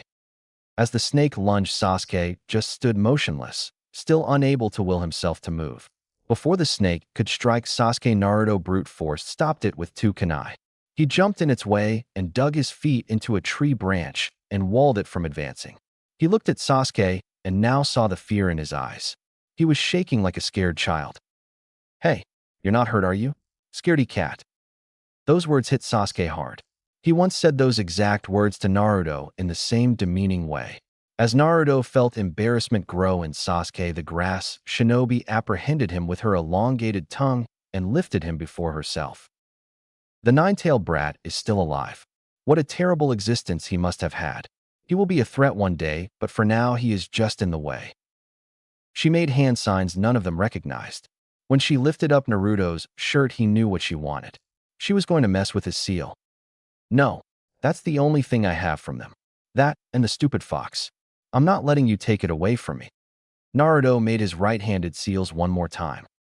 Ice style, frozen claws jutsu.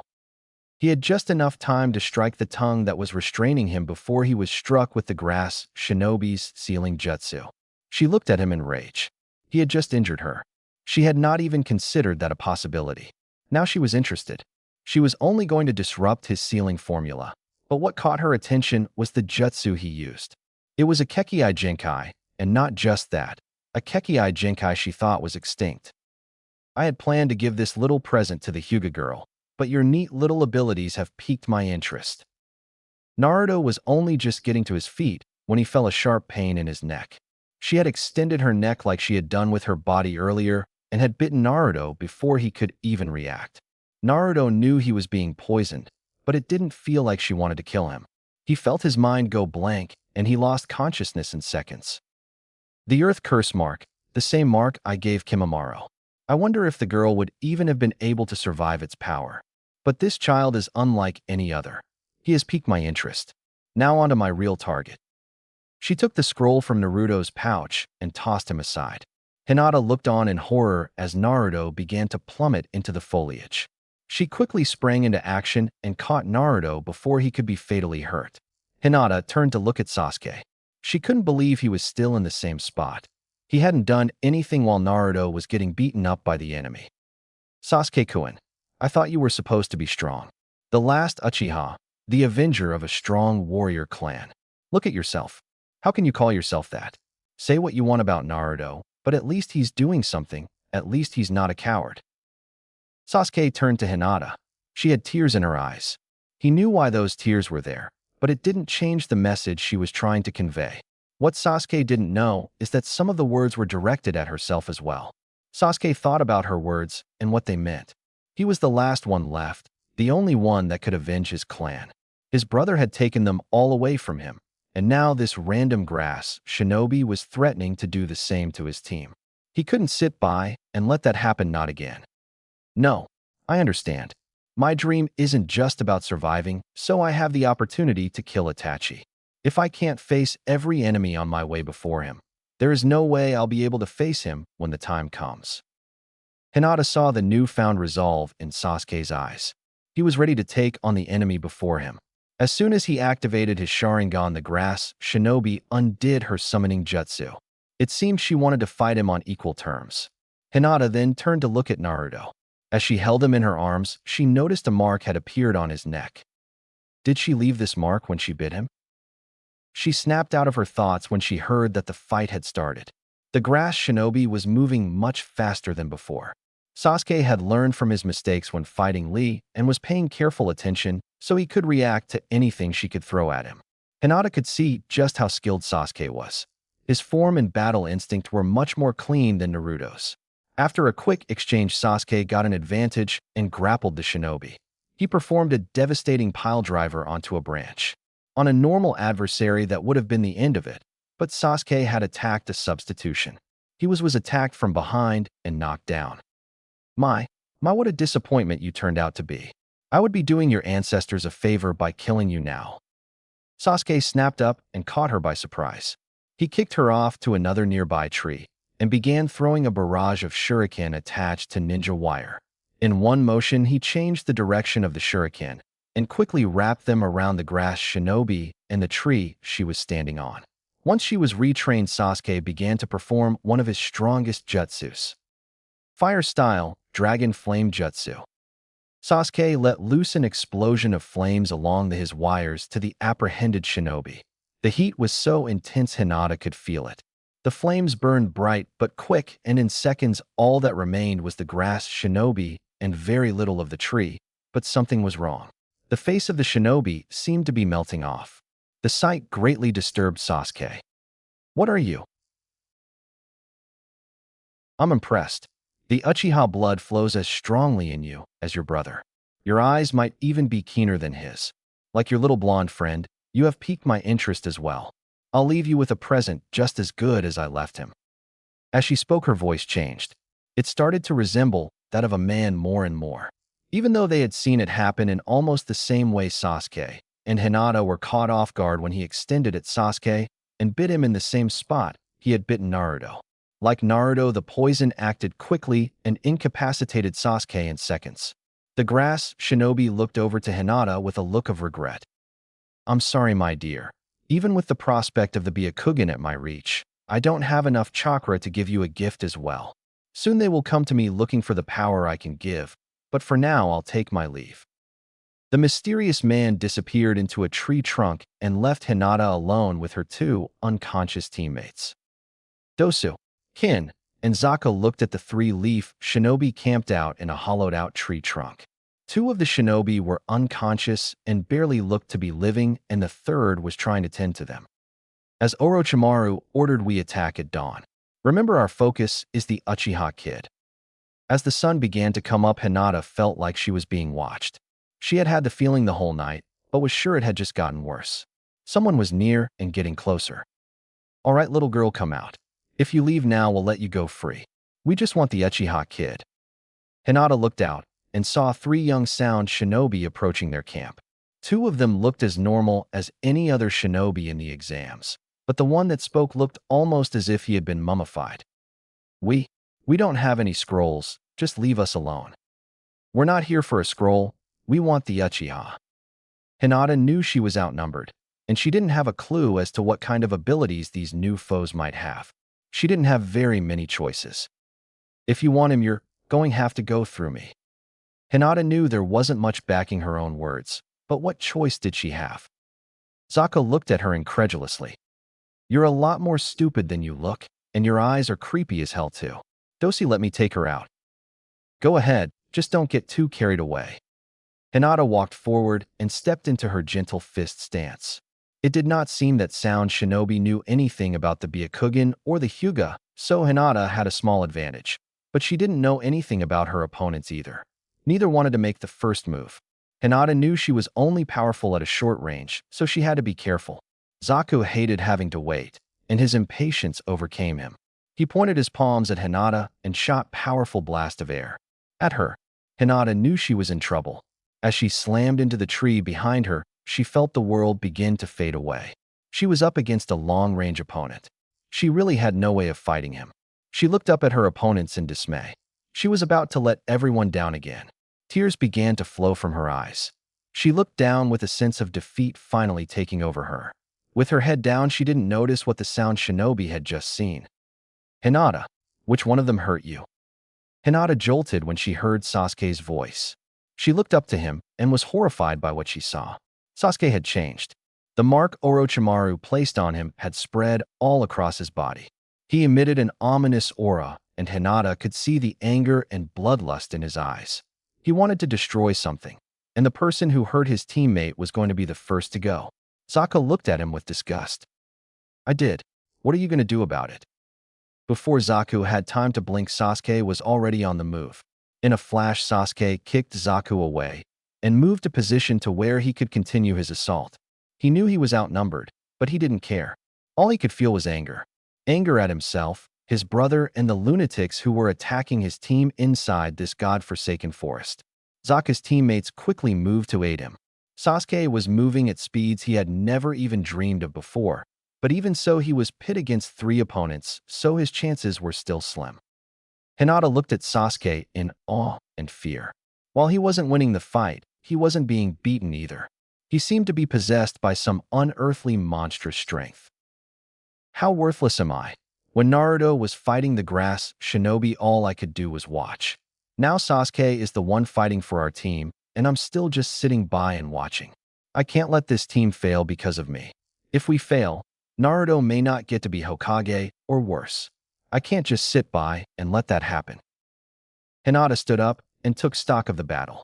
She activated her Byakugan and began to formulate her plan. The mummy seemed to be the close-range fighter of their team. She could see that the special gauntlet he wore was letting out bursts of chakra whenever he delivered a strike. Sasuke with his Sharingan could see the chakra as well and was avoiding them. Zaku was delivering air blasts to try and knock Sasuke off balance. Kin was a long-range style fighter as well. She was simply thrown Senbon from a distance. She didn't seem too interested because of the seemingly obvious advantage she thought they had. That is when Hinata saw her opening. She quietly moved across the battlefield and struck Kin in the back with a gentle fist strike. Hinata was not trying to kill her, so she merely knocked her out. It was amazing that Sasuke was able to dodge so many attacks and still deliver offensive blows when he got the chance. And now, with one less adversary to worry about, he focused his attention on Zaku, and Hinata lunged at Dosu. She knew Dosu was very skilled, so her only focus was to distract him long enough for Sasuke to beat Zaku. Since the Byakugan allowed Hinata to see the chakra in the sound waves Dosu was manipulating, she was able to evade them. She wasn't sure what kind of damage they could sow, she just played it safe, mostly evaded. Sasuke, on the other hand, was playing offense. All he had to do was close the range between him and Zaku, and he would win the fight. The curse mark on his neck was giving him so much power that it didn't take long for Sasuke to get behind Zaku and apprehend his arms. You seem really proud of these arms of yours. It would be a shame if something happened to them. No, please don't. Hinata and Dosu turned in horror when they heard the snapping sound coming from Zaku. Sasuke had broken one of his arms and was about to break the other if Dosu hadn't knocked him away. Sasuke turned to look at him with a sadistic grin. Why you? The game's not so fun when you're not the ones winning, is it? What's the matter, are you dash? Sasuke. Dosu's eyes widened when he saw Hinata slap Sasuke. The look of bloodlust left his eyes, and the curse mark began to recede. Sasuke began to come back to his senses. Dosu knew of the curse mark and its powers. He would have never guessed that Sasuke would survive its power. He knew he was outclassed. He took out his team's Earth Scroll. Here, take it. Just let me and my teammates go, and you can have it. Hinata accepted the scroll. Dosu retrieved his comrades and retreated. Sasuke looked back at Hinata. Although he would never say it, he was grateful she snapped him back to the real world. They both began to walk back to Naruto. Hinata had hoped that since Sasuke had woken up, so would have Naruto. Her hopes were crushed when she saw Naruto unconscious and with an even worse fever than before.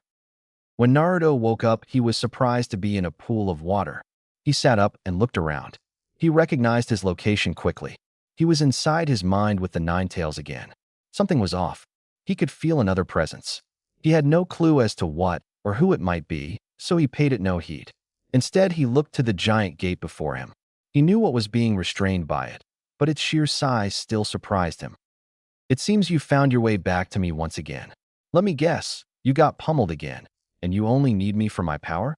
Well, just be careful you don't take too much, or I'll have to RIP your body away from you. I don't need your help. Why am I here again? Is my father here as well? How should I know? Why don't you ask our guest? I'm not sure how or why you brought him here, but I want him out. He's unnerving as all hell. Naruto was surprised. Who could have possibly invaded his psyche? How was such a thing even possible? Naruto turned to look at the trespasser just as he spoke. My, this is surprising. I'd never thought I would get to meet the Nine Tails in person, or would you prefer Kurama? That is your name after all. How could you possibly know my name? Naruto looked at Kurama incredulously. You have a name? Of course I do. You would have known had you simply asked. Well, this is only the second time I've met you, you know. Orochimaru let out an audible laugh. It seems you two are not yet harmonized. It doesn't even seem like it's a possibility. I'm afraid I was cautious for no reason. Oh well, Naruto, if I may ask, how are you capable of using the Yuki clan's kekkei genkai? I'm not really sure. Wait, who are you and how do you know about that? Now, I asked you a question first. You answer mine and I'll answer yours. Naruto truly did not know who Orochimaru was. He hadn't paid enough attention in class to know enough about the Sannin, much less what they looked like. He was also unconscious when he revealed his identity in the Forest of Death. He was completely oblivious as to who the stranger before him might be. I guess that's fair. Well, I guess I stole it from another shinobi. His name was Haku. He was from that clan you mentioned. Fascinating. How did you accomplish such a feat? I'm not sure myself, but Old Man Hokage and Kakashi-sensei said that I must have taken it with my chakra chains. Wait, no, they said they weren't like chakra, but closer to life energy or something. It didn't really make a lot of sense to me. Hey, wait a second, you didn't answer my question. Orochimaru had hoped the kid would not realize that until much later. He wanted to probe him for more information. What the kid was telling him was unfathomable. The potential this child had was unimaginable. If he could steal one kekkei genkai, why not more or all of them? This child held the key to Orochimaru's dream. He had to know more. To continue his examination, he had to appease the young boy. How clumsy of me. I apologize. I seem to have gotten ahead of myself. To answer your question, my name is Orochimaru and was once a friend of your father. He. Liar. Don't listen to him, brat. You've already told him too much. I know who he is. He's a criminal wanted by the Leaf Village. He's done some unspeakable things even by my standards. We need to get him out of your mind and body now. Naruto looked at Orochimaru with disgust. He had been toyed with, and as a result he had just revealed an important secret. He had to stop Orochimaru before it was too late. Orochimaru simply looked at Kurama disappointedly. He had hoped Kurama had been sealed long enough to not know about him. It only dawned on him that Kushina definitely knew who he was after Kurama's outburst. I'm not at all sure what I can do here in your psyche, but trust me, you won't be able to get rid of me very easily. Quick, brat, do something. How did he even get in here? How should I know? I don't even know who he is. Orochimaru simply looked at them with contempt. The secrets of his curse mark were known to a very select few. His jutsu had no weaknesses that he knew about. I'll let you two argue amongst yourselves. I'm going to explore if you don't mind. Not if I can help it. Naruto leapt at him with his kunai ready. Stop. Stop and think, you stupid kid. Fighting in here could seriously hurt you or your seal. Not that I would mind you busting up the seal, but with him here, I don't know what the consequences could be. Naruto simply looked down. He was right. He had no idea what was going on. He didn't even really know what the place they were in really was. So Kurama was it. Kurama simply looked at Naruto annoyed. He hadn't even bothered to ask for his name himself, and now he was using it as if they were old friends. Kurama ignored him and started to focus. In this psyche, everything and everyone is basically a form of chakra. Kurama was of course the biggest source of chakra, and then Naruto was the host source. But what exactly was Orochimaru? He didn't feel like regular chakra. What caught Kurama's attention was that it seemed like Orochimaru's presence and strength seemed to be increasing. He must have sealed himself inside the kid, but what's strange is that his presence isn't restrained like I am, and not only that, he seems to be getting stronger. The strength he's building, if it's here, then Naruto should be able to use and manipulate it like mine. He's making the kid stronger. Why?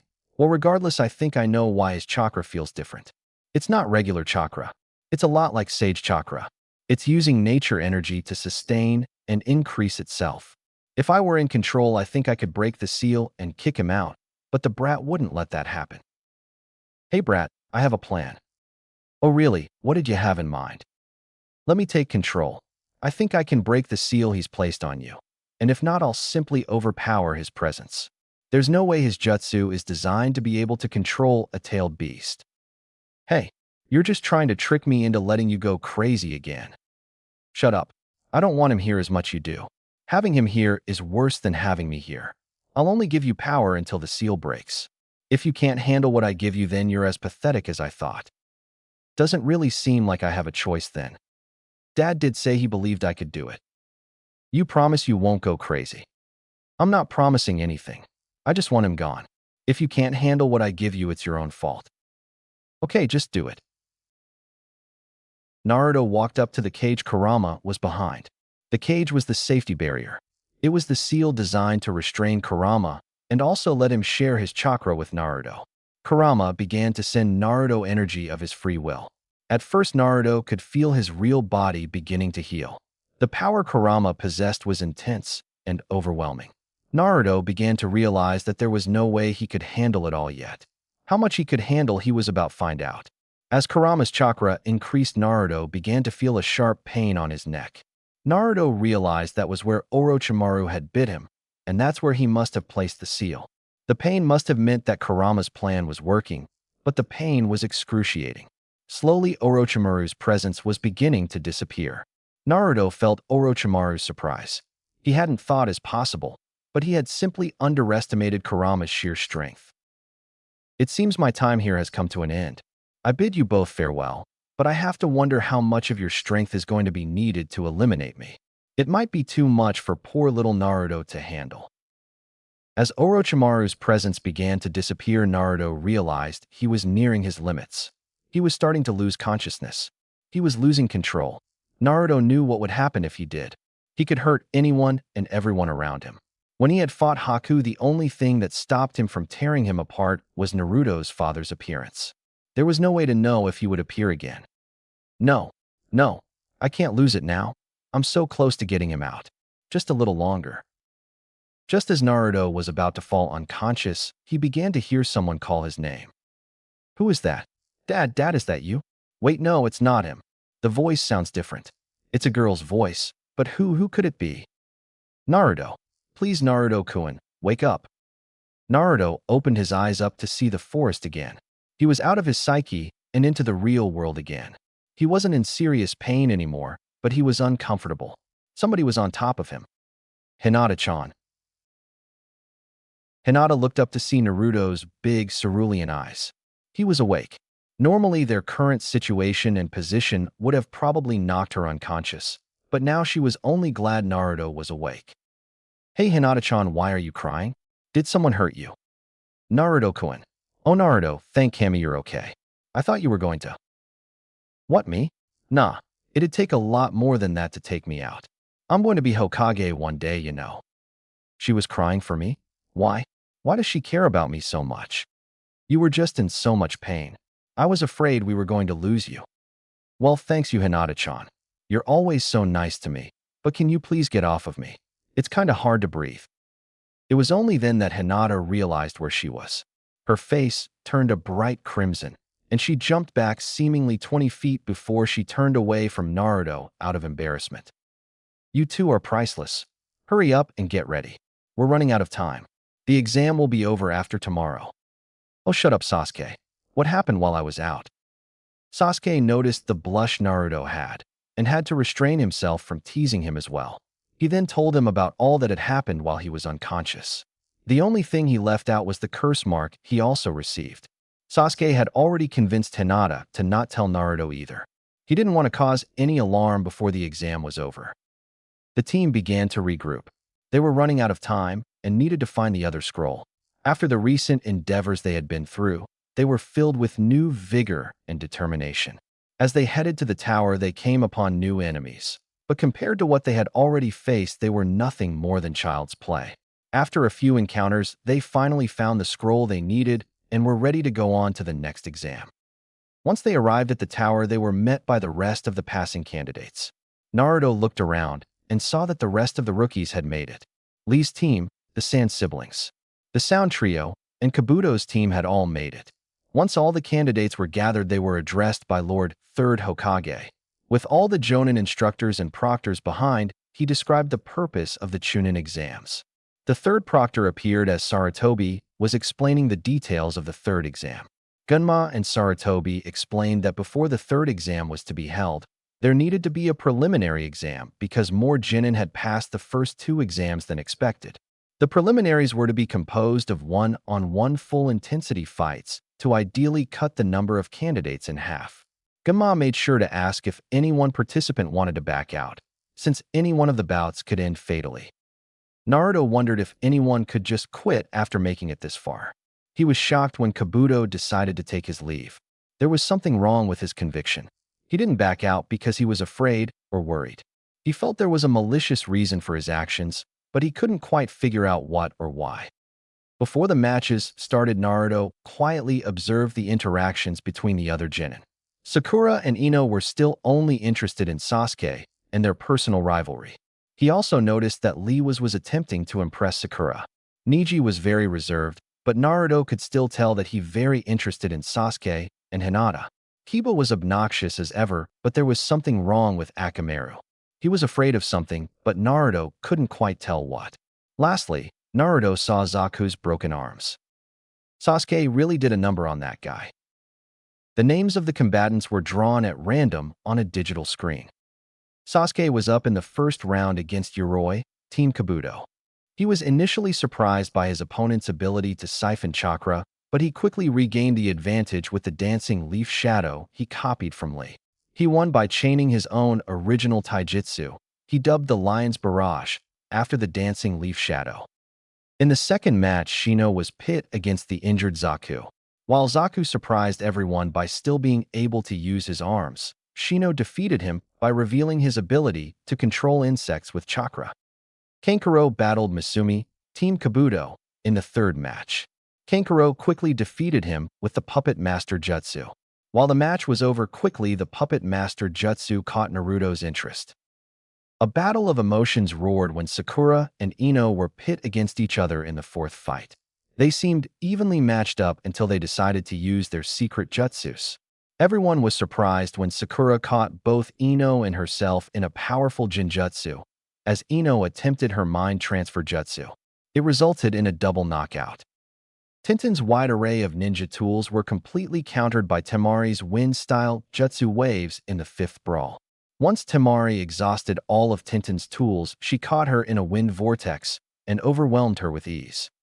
In the sixth match, Shikamaru outsmarted Kin from the Sound Trio. His clever manipulation of his shadow possession jutsu forced Kin to knock herself out. Tensions were high as Naruto, and those who hadn't been called were anxious to get their fights over with. Naruto looked at who remained. Hinata, Kiba, Gaara, Lee, Dosu, Choji, and Neji still remained. Me next, me next. I can't wait to go. Hinata-chan, are you excited for your match too? Kind of. Hey, what kind of talk is that? Hinata-chan, you're amazing. I bet you'll beat whoever you're up against. Naruto shot her his trademark smile, but he didn't get the response he was hoping for. He felt Hinata's heart sink. She was afraid. For the seventh match, it will be Hinata Hyuga against Neji Hyuga. Gunma's words struck fear into Hinata's very soul. Naruto could feel it. Hey, Hinata-chan, don't worry. I'm sure you can beat him, you know? When you beat him, our team will be guaranteed a clean sweep. While he felt her spirits lift, they weren't where he had hoped. Hinata reached into her pouch and pulled out a small container. Here, Naruto-kun. Take this, please. Yes, sure. What is it? It's a healing ointment. Use it if you get hurt. Oh, thanks, Hinata-chan. That's real nice of you. But why are you giving this to me? Before Naruto could finish, Hinata leapt down to the battlefield. Neji looked at Hinata with contempt. There was so much built-up hatred in the match that not very many people knew about. Kakashi and Guy tried their best to give some insight into the internal feuds of the Hyuga clan, but it seemed there was slightly more to it. Lady Hinata, withdraw from the match. If you fight me, then I will not be responsible for the outcome of this match. You were never meant to be a shinobi. You're too kind and gentle. You don't have the conviction needed to be a shinobi. No, I'm here to see if I could change. I want to prove myself. Why bother? People can't change no matter how hard they try. We are all given a fate at birth, and it is foolish to try and defy it. You were and are forever destined to be a failure. Hinata was being deeply cut by Neji's words. She started to regress to some of her older habits when she was afraid or nervous. I can see your entire past in your eyes and actions. Your failure to live up to your father's expectations. Your self-deprecating demeanor. When you lift your hands to your lips, you're trying to build a wall between us. You're trying to block me out, but no amount of mental blocks can keep out the. You were never meant for this. You are and will always be a. Hey, shut up.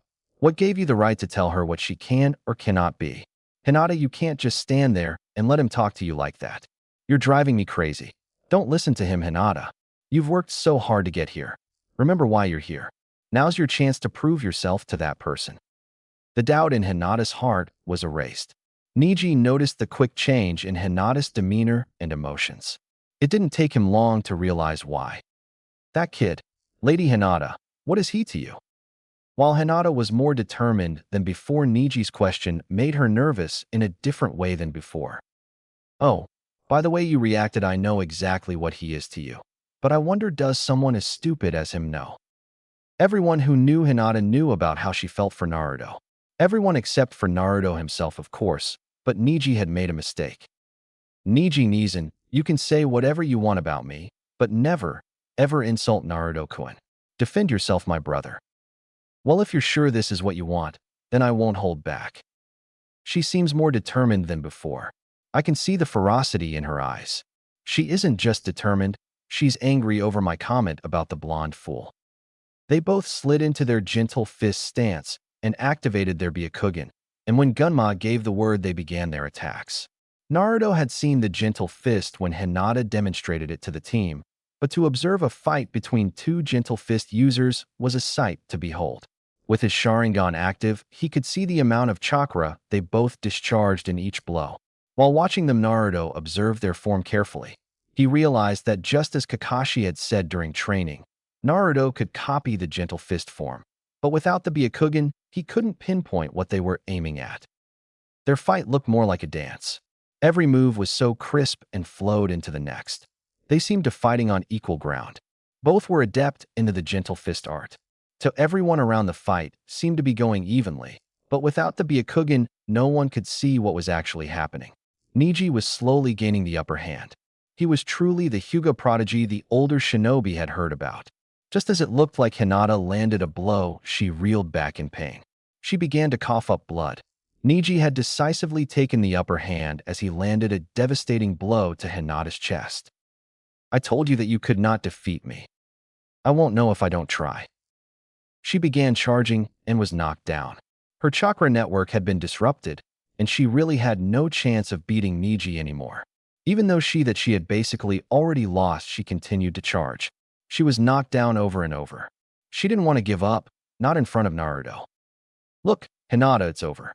Forfeit this match." I never go back on my word. That too is my ninja way."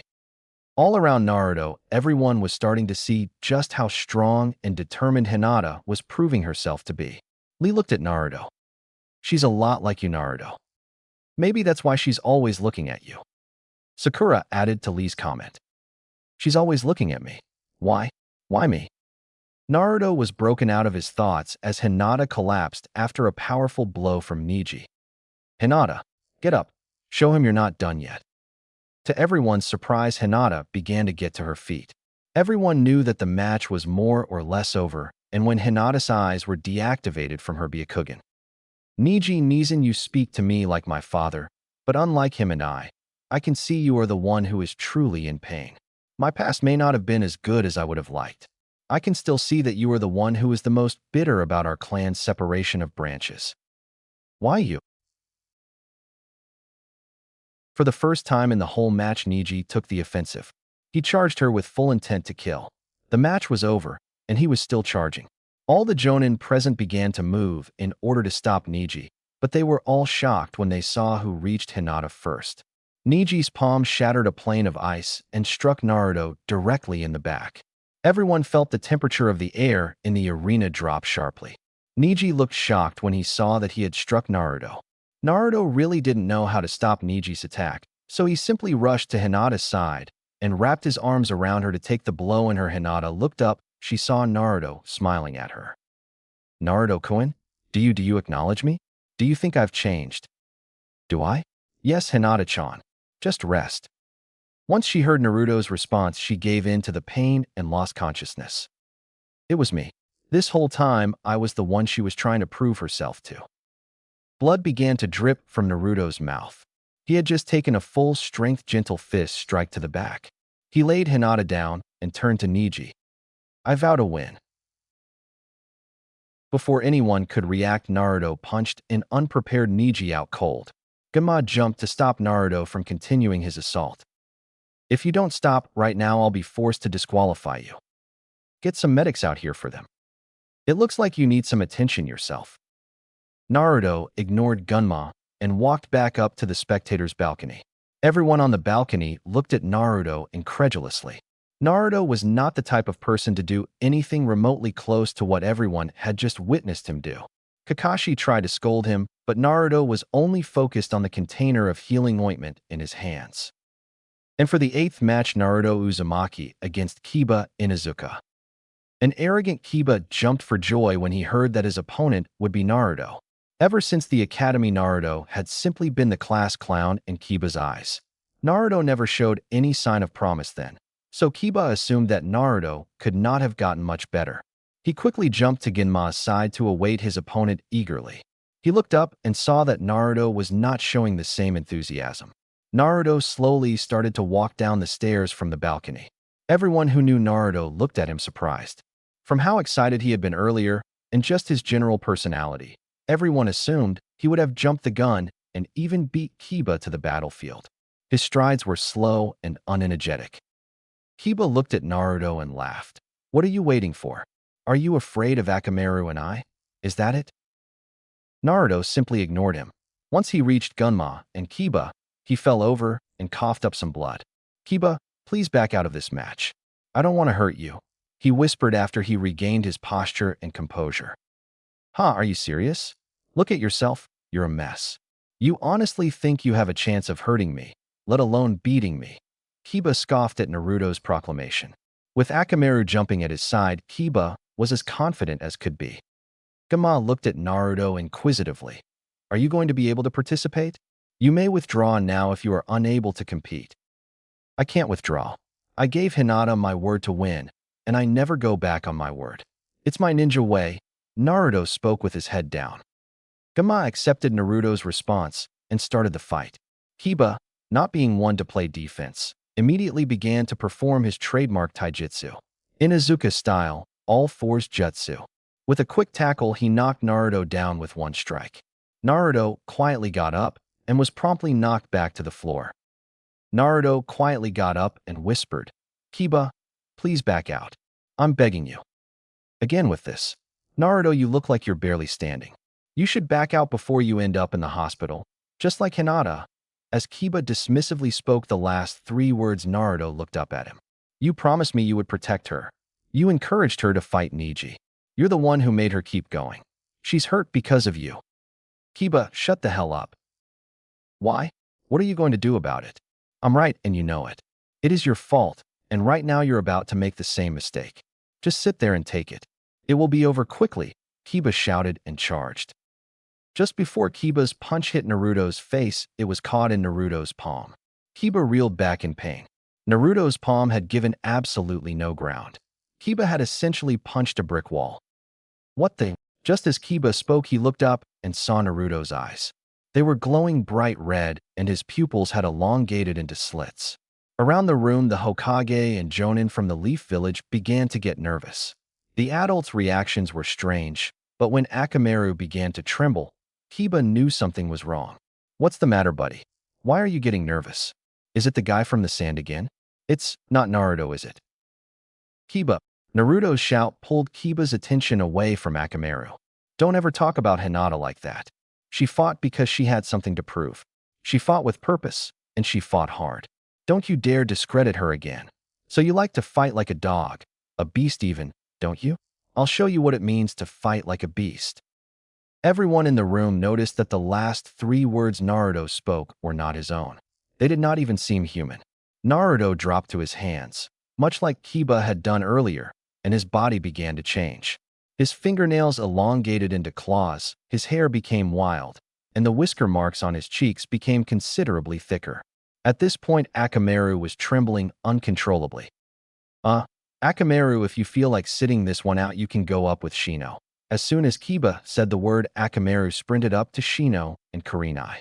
Naruto, I don't know what game you're trying to play by copying my jutsu, but I'm telling you right now that it won't work. You're going to pay for scaring Dash. Before Kiba could finish speaking, or even react for that matter, Naruto punched him directly in the gut, sending him reeling back. Naruto then jumped behind him before he could compose himself and delivered a slash to his back. Kiba jumped forward to avoid another attack and looked at Naruto. While Naruto had stopped his assault, Kiba could see the look in his eyes. Naruto completely intended to destroy him. Kiba did not know when Naruto had gained such power, but he knew he needed Akamaru. He reached into his pouch and pulled out 2 food pills.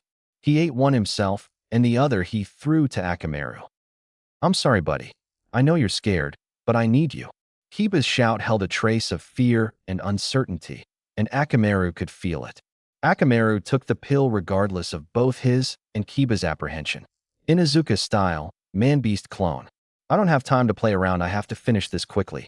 Inuzuka style, Fong over Fong. Both Akamaru and Kiba launched into the trademark taijutsu of their clan. Spinning rapidly like bullets, they shot themselves at Naruto. Just before they made contact on either side of Naruto, he stopped both of them with one hand each. Naruto deflected the real Kiba into the wall behind him, and he turned and kicked Akamaru directly in the head. Kiba collided with the wall and regained himself just in time to see Naruto kick Akamaru out of the transformation and unconscious. Panic overtook him as he observed Akamaru slide across the turn to look at Naruto in time to see him rush towards him. Before he could defend himself, Naruto grabbed him by the throat. Just as Naruto was about to deal the finishing blow, he was stopped by one of the Jonin who had decided the match was over. "Naruto, stop!" Kakashi shouted with more authority than Naruto had ever heard him use. "Do you think this is what Hinata would want? Killing one of your friends because of a silly temper tantrum?" Hearing Hinata's name snapped him right out of the hold. Kurama was slowly building. It was then that Naruto noticed exactly what he had just done. He had Kiba's throat in his hand, and Akamaru was lying across the room knocked out. He let Kiba down and dropped his own head. Kakashi was right. If Hinata had seen what Naruto had just done, she would have been terrified. Naruto looked up at the faces of his classmates. He did not even need to feel their inner emotions. The fear and shock was written right on their faces. He felt the disappointment from the Hokage and his sensei.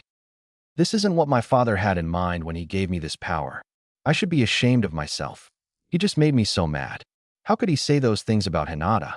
I thought they were friends. Was he just trying to get in my head like he always does?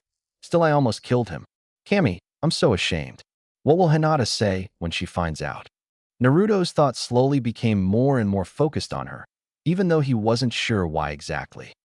The winner of the 7th match, Naruto Uzumaki, Gunma proclaimed as the stretcher was being brought out for Kiba and Akamaru. Kakashi and Naruto began to walk back up to the balcony. Naruto did not look up at any of his classmates or the Jonin. He was too ashamed of himself to say anything to anyone. There was one person he did feel something different from. He slightly raised his head to look at Gaara. Why isn't he afraid or feeling anything for that matter? Is he really that strong? If anything, he seems kind of excited. For the rest of the competition, Gaara made Naruto incredibly uneasy. Those feelings only increased when he observed Gaara nearly kill Lee. Lee had fought with everything he had, and then some. But Gaara was still able to pull out the win to everyone but the Sound Shinobi's surprise. Choji did not have a much better time against Dosu. Dosu quickly defeated him as well, albeit without almost killing him. With the conclusion of the final sets of matches, the winners except for Sasuke and Neji, who were in the infirmary, drew lots to be placed into a tournament format competition composed of one-on-one bouts like the preliminaries. Naruto only cared about 2 matches in the whole bracket. First, he would have to fight Neji, and then he would face the winner of Sasuke and Gaara's battle. The 3rd Hokage had just finished his involvement in the preliminary round of the 3rd exam and was relaxing in his office when he heard a familiar voice. "Hey, how's it going, Lord 3rd?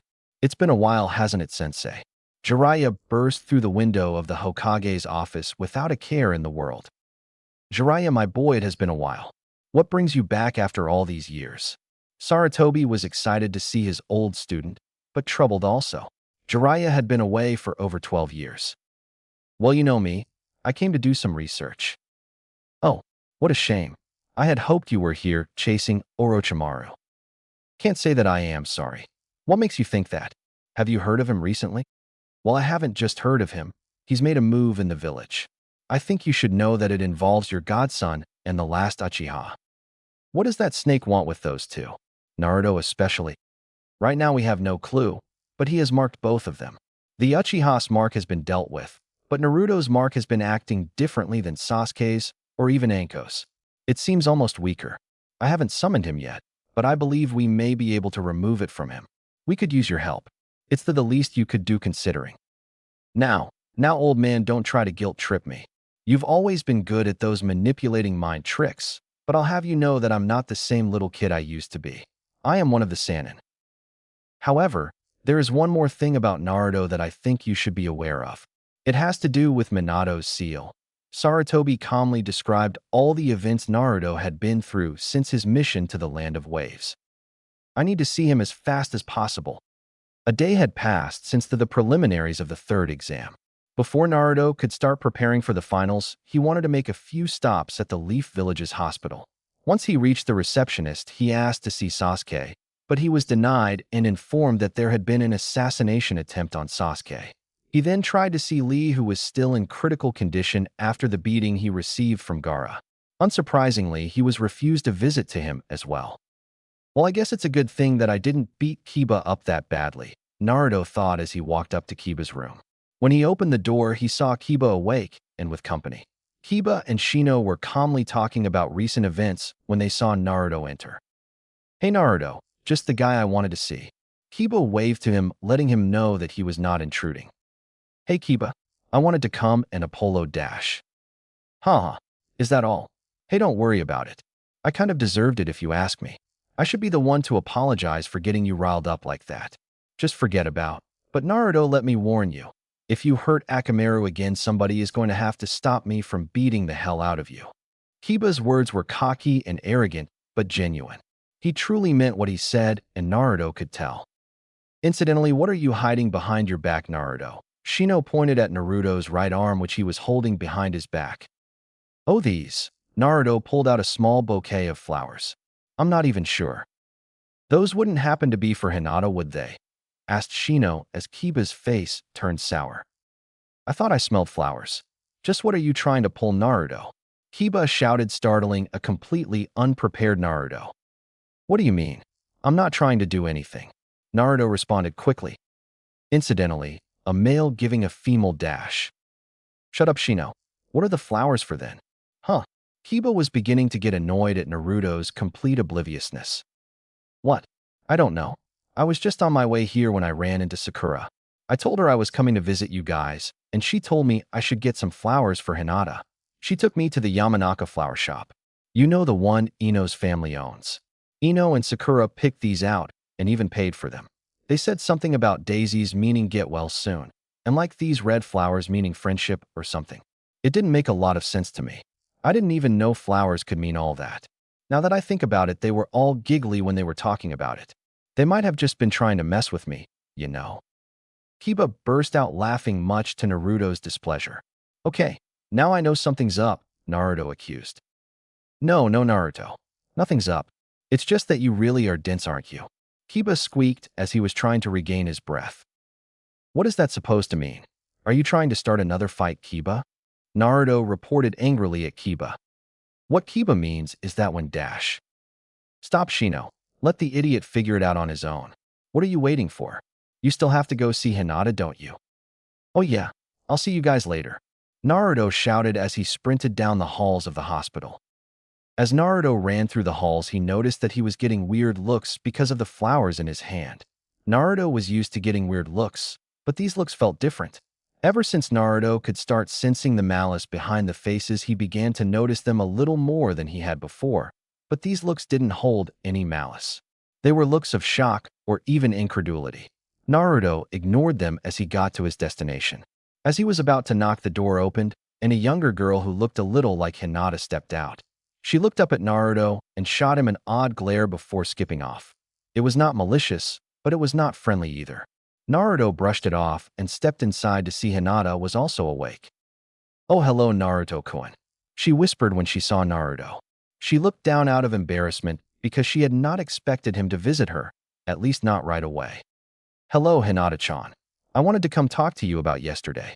As Naruto walked forward, he noticed the light blush on Hinata's face. "If you aren't feeling well, I can come back later." "No." Naruto jumped when he heard Hinata raise her voice. "I mean, I'm okay. You can stay if you want, Naruto-kun." Hinata had gotten used to being around Naruto, but she really did not remember when he started adding the chan honorific to her name that she was not used to. "Well, I just wanted to come tell you that Kakashi-sensei, and especially I, are proud of how you fought yesterday. Oh, and Sakura and Ino helped me pick these out for me to give to you." Naruto pulled the flowers from behind his back sheepishly. Hinata was stunned. Nobody had ever gotten her flowers, and now Naruto of all people was giving her some. "Oh, arigato, Naruto-kun." Hinata managed to squeak out before she was overcome by her overpowering blush. If she wasn't already lying down in a hospital bed, she might have fainted. Naruto placed them on the counter, oblivious to the effect of the flowers, their meaning, and the significance of Naruto giving them was having on Hinata. He and Hinata spoke for a while longer about whatever they could. Naruto explained the details of the final exam and how the brackets had shaped up. Hinata told him about her recovery and a little about her younger sister. All in all, they simply enjoyed each other's company. After a while, Naruto got up and said goodbye. He wanted to go get something to eat and to find Kakashi to begin his training for the final exam that would take place in 1 month's time. What? What do you mean you're going to be busy? Naruto shouted at Kakashi. You're just going to train Sasuke alone, aren't you? Okay, Naruto, you got me. But trust me when I say that it's not entirely my choice.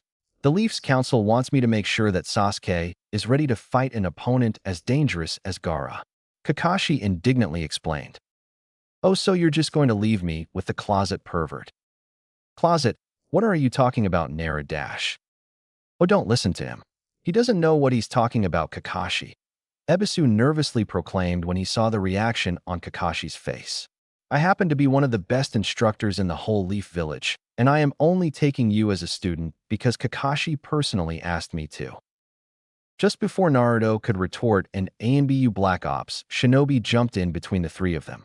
He had been sent to summon Naruto to the Hokage's tower. Kakashi and Ebisu were both surprised even though they had a good idea as to what it was about. You'll know where to find us when you're done, Naruto. Ebisu yelled as Naruto began heading for the Hokage's tower. What is this about, old man? Naruto shouted as he burst into the Hokage's office. He's quite the loud one, isn't he? Jiraiya pointed out. Who's the weirdo with the white hair? Weirdo. Kid, I'll have you know that I am the legendary Toad Sage Jiraiya, he shouted at an incredulous Naruto. Wait, did you say Jiraiya? The one and only. So you're the one who trained my dad. That's awesome. I just got the greatest idea. You could train me for the Chunin exams coming up. I did make it to the finals, you know. Naruto's eyes glimmered brighter than Sarutobi had ever seen them before. Whoa, take it easy, kid. I don't know about all this training nonsense, but I am here to see you. Kid, I'm going to need you to take off your shirt. Wait, what? I told you to take off your shirt. What the hell? What kind of a pervert are you? Naruto's shout made Sarutobi laugh harder than Naruto had ever seen him. Wait just a minute, you stupid kid. You don't have any idea what you're talking about. Jiraiya retorted back indignantly. He's right, you know, Naruto. He's not that kind of pervert, Sarutobi said with a slight chuckle. Thanks, sensei. Wait, what? So you are a pervert. Even your sensei says so. You're just a pervy sage then, aren't you? Naruto accused.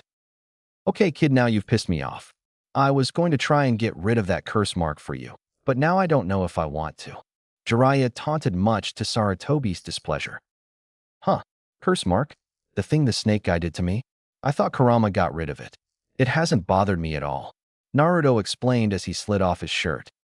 We think that the Nine Tails was able to remove Orochimaru's influence, but not the mark itself. You're not the first person to get a mark like that, and you probably won't be the last. This is simply an experiment, is all.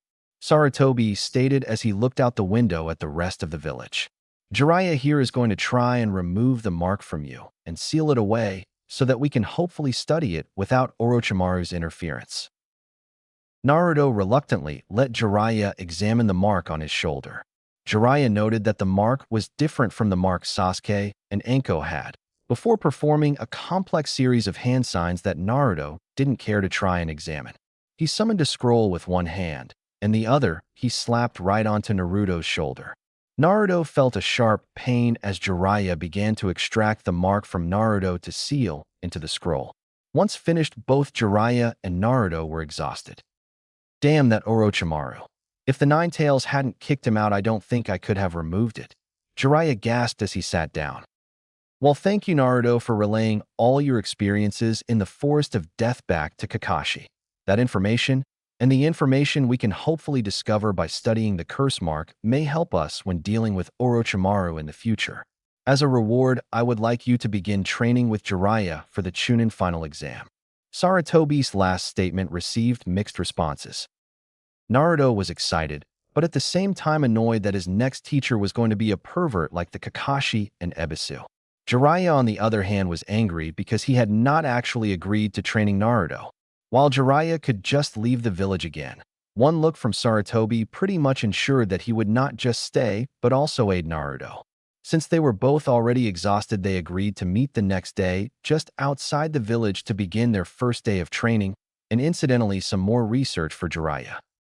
Jiraiya made it clear that Naruto had 3 goals in their training. He needed to improve some of his basics and chakra control, and when Naruto reached a more proficient level, they would work on Naruto's control of the nine-tailed fox's chakra. Lastly, if there was enough time, they would attempt to harness Naruto's abilities with the chakra chains. That would be the hardest of the goals to accomplish and the one that they would actually have to try and research. There was not much information on the ability, and what Jiraiya already knew of it, he had learned from Kushina. For 3 weeks, Naruto worked on his chakra control and had actually gotten pretty decent at controlling his own reserves of chakra. His chakra-forcing capabilities were refined. He learned to walk on water. His Sharingan capabilities were polished to the extent that one eye with only 2 tomos could be, and his control of the ice style was almost perfected. Jiraiya began to notice that Naruto only had limited access to the kekkei genkai he had. He noted that Naruto had to use an unusually large amount of chakra when using the Sharingan or the ice style. In that time, Naruto began to truly look like a shinobi with promise, and he also got to see the side of Jiraiya that Sarutobi had briefly mentioned. Naruto saw just how much of a pervert Jiraiya actually was. Even so, Naruto really enjoyed the one-on-one attention he was getting. On most days after Naruto was finished with his training, he would make regular trips to the hospital. He would stop by and see Lee when he could, but he mostly just wanted to talk to his teammate. She had received some of the most critical injuries of the preliminary participants, and she would be remaining in the hospital for a while. Naruto was happy to keep her and Lee company when he had the chance. All was going well until Naruto began learning the summoning jutsu. He could just not master it for the life of him, so Jiraiya started to train him with the chains. "So kid, here's what I know about the chains so far. Your mother was able to use them to make sealing barriers, and even for offense if she really had to. The catch was that they weren't made of regular chakra. She had to use a lot of her chakra to make them, and even more to restrain something. She was able to completely suppress the nine tails with them, as a matter of fact. But the problem is yours are seemingly different from hers. We don't yet know if you can make barriers like her, but what we do know is that you can use them to attack. Not just attack. It seems like you sealed part of your enemies inside you. Normally, that wouldn't really be all that impressive, but you managed to seal the DNA and consequently the kekkei genkai of 2 other shinobi." Jiraiya scratched his head as he was trying to make sense of all the information. "Yeah, well, I guess. I'm not even really sure how I did it, though, and neither was my dad when I spoke to him." "Well, kid, that's what we're here to try and figure out. The Hokage wants to see if you can wield the chains like your mother. I should tell you that even though your mother had an interesting reputation, the chains along with the Nine Tails power made her an extremely powerful shinobi. She probably could have been Hokage herself if she had really wanted to." Jiraiya pointed out to see Naruto's reaction. "Really? Whoa, both of my parents were super strong. There's no way that I won't be Hokage, you know." Naruto shouted with all the excitement he could muster. "If you two could only see where he's at now," Jiraiya quietly thought to himself. "Please forgive me for what I'm about to do. Hey Naruto, let's go shower at the hot springs, and later we'll go get whatever your favorite food is. How does that sound?" "Really? Thanks, pervy sage. Trust me, I know the best ramen shop in the whole village," Naruto proclaimed. After a quick soak at the hot springs and an unearthly amount of ramen, Naruto was feeling as happy as could be. "So kid, I have a question. Do you have a girl that you like?" "What? Is there a girl you really like?" Well, there is. Well, kind of, maybe not really. I don't think she likes me in that way, pervy sage, and I'm not really sure how I feel about her either. So I guess no," Naruto said as he glanced at the ground. "Oh really? Well, that's not what your constant trips to hospital are telling me." "Hey, you've been full dash." Before Naruto could finish, Jiraiya knocked him out and picked him up over his shoulder. Jiraiya walked out of the village to a more desolate area. He set Naruto down as he was beginning to regain consciousness. He warned him that if he wasn't able to use the fox's chakra or the chains that he would die. He then threw Naruto off a cliff he knew was nearby and simply hoped for the best. As Naruto began to plummet, he understood what Jiraiya was trying to do. Trying not to let panic set in, he started waving his arms around in hopes that he could somehow get the chains to appear. To his surprise, he actually managed to make one. But he quickly realized that just one chain, that he was barely able to fire, wasn't going to be enough to save him. He then decided that the summoning jutsu was his best bet, and with some chakra from Kurama, he made the hand seals to summon something, anything. Since Naruto was not proficient at the summoning jutsu, he channeled a large excess of chakra into the jutsu and summoned a toad the size of a couple buildings. The toad, who just happened to be the chief Gamabunta, did not believe that Naruto summoned him and brushed him aside to look for Jiraiya. Naruto then spent the rest of the day riding on Gamabunta's head to prove that he was strong enough to summon him. At sunset, Jiraiya approached Gamabunta and an exhausted Naruto to resolve the situation he had merely watched unfold throughout the day. With little time left, Naruto seemingly mastered or at least became proficient at the summoning jutsu and control some of Kurama's chakra. He seemed to only be able to consciously access Kurama's chakra when he had little to no chakra of his own left. The last couple days were spent working on the chains. While Naruto had figured out how to make them appear from his body, he was only able to purposely do it about a fifth of the time. He and Jiraiya just agreed that he probably wouldn't be ready. One day Naruto had actually exhausted himself so much working with the chains that Jiraiya was forced to take him to the hospital to recover. It may have been a blessing in disguise, because Naruto was more or less done with his training and just needed rest above all things. Naruto awoke in a hospital bed with Shikamaru at its foot playing shogi with himself. Shikamaru gave him a fruit basket explaining that it had originally been for Choji, but Choji wasn't allowed to have them. Shikamaru explained that the exam was the next day and that everyone seemed to be ready. Just as Naruto and Shikamaru were starting to strike up a good conversation, Naruto felt a sharp sense of malice from where he knew Lee's room was. He and Shikamaru ran to Lee's room in time to stop Gaara from killing him. There Naruto learned how twisted Gaara truly was and why he was that way. He had a tailed beast sealed in him as well. His and Naruto's childhoods were nearly identical, but Gaara had let the hatred get to him and turn him into the twisted psychopath he was now. Gaara's mere demeanor was enough to stun Naruto into a panic, not because of fear, but because of how alarming the similarities between the two of them actually were.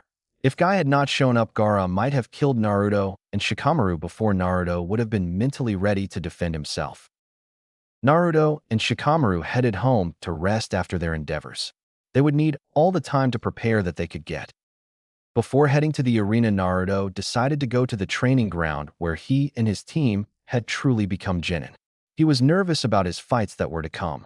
He was not sure if he had what it took to win, but he was also afraid of what would happen if he lost control of Kurama again. He knew there would be an audience, and that audience would likely rip him to shreds if any threat of the Nine Tails made itself present. He pushed all those thoughts to the side when he saw that he wasn't alone. "Oh, hey, Hinata, is that you?" As Naruto shouted, Hinata jumped behind the pole she was leaning against. Hello, Naruto-kun. So what are you doing? The final competition is about to start soon. I just came to check out the training field. This is the place where I became a genin, you know. Oh, B, but why are you here? Well, it doesn't matter. Oh, sorry. Hey, Hinata-chan, Niji's your cousin, isn't he? Hi. So is he really strong? Hi. Just great. You might still be able to win, Naruto-kun. You're really strong too. You've always worked really hard and cared so much about what you're doing. Yeah, well, I know I act tough, but in reality, I just mess a lot of things up, and I'm kinda silly. Sometimes I just think that I'm a great big failure. That's not true. I mean, in my eyes, you've always been more like a proud failure. You never give up, and even when you get knocked down, you get back up and prove to everyone how tough you really are. To me, that's what true strength is. Remember that time when you cheered me on even though nobody else was? It was then that I felt I could change and prove to everyone how strong I am. It was because of you that I was able to stand up for myself and actually begin to like myself a little. Do you really believe that is true, Hinata-chan? Hi. Thank you so much. I really needed that, you know? I feel so much better. I better get going. As Naruto began to walk away, he decided against it and turned back, and walked towards Hinata. Hey, Hinata. You know, I always thought that you were gloomy, timid, terrified, and basically completely weird before I met you, Dash. Oh, but you know what? I've always kinda liked you. I've always liked people like you. Naruto gave her a big hug before he took off, leaving Hinata to herself. He said he liked. As Hinata thought about what Naruto had just done and said, Kiba showed up just in time to catch her as she fainted. Naruto took one last look at the audience in the arena as the other candidates made their way to the spectators' balcony. He, Neji, and Genma were the only ones left on the battlefield. Genma had just finished relaying the updated information about the final competition to the candidates. Dosu had mysteriously dropped out, so Shikamaru had one less fight to go through, and the order of fights had changed slightly. Once Saratobi finished his address to the audience with the Kazekage at his side, he announced that Sasuke's match would be postponed slightly since he was not yet at the arena. Naruto noted that he was feeling a strange, almost familiar vibe from the Kazekage and his four assistants. Other than that, the only negative emotions Naruto felt were from the other competitors, and the slight bit of contempt aimed towards him from the people who knew of Neji. High-ranking Jounin, and especially Hyuga clan members, had already considered this match to be over in Neji's favor. After scanning the audience for a little bit, Naruto by chance found Hinata's little sister, Hanabi. He noted that the stoic figure next to her must be her father. A few moments later, he was able to hone in on Hinata's overpowering sense of worry. Naruto was really starting to dislike whenever Hinata felt like that, but once he knew she was watching, he was ready to square up against his opponent, Neji. By the look on your face, I can tell you want to say something to me, Neji stated in contempt. The only thing I have to say to you is that I vow to win, Naruto shouted as he raised his right arm towards Neji. That's good to hear. You won't be able to sucker punch me this time. The look of despair on your face when I defeat you will be all the better, Neji retorted as he activated his Byakugan. He seems more calm, more confident. This may be more difficult than I anticipated, but the result will be the same. Let the match begin, Gama shouted. Hundreds of shadow clones into the match, and Neji decided it was time to go on the offensive. He had merely observed Naruto's shadow clone assault to attempt to distinguish which Naruto was the real one. Neji noticed that one Naruto in particular had been specifically keeping himself out of his range, and once Neji zeroed in on him, he charged. As soon as he struck the Naruto, the shadow clone dissipated, and Neji fell right into Naruto's trap. Neji saw the real Naruto and several clones that still remained lunge at him, and with limited time, he had no choice but to display his secret jutsu. 8 trigrams, palm rotation. Naruto was shot back as the full force of his blow was redirected back at him. What the? Did you really think you had won? And you thought you could be Hokage? Think about how many people truly get to be Hokage. They don't just become Hokage after a little hard work.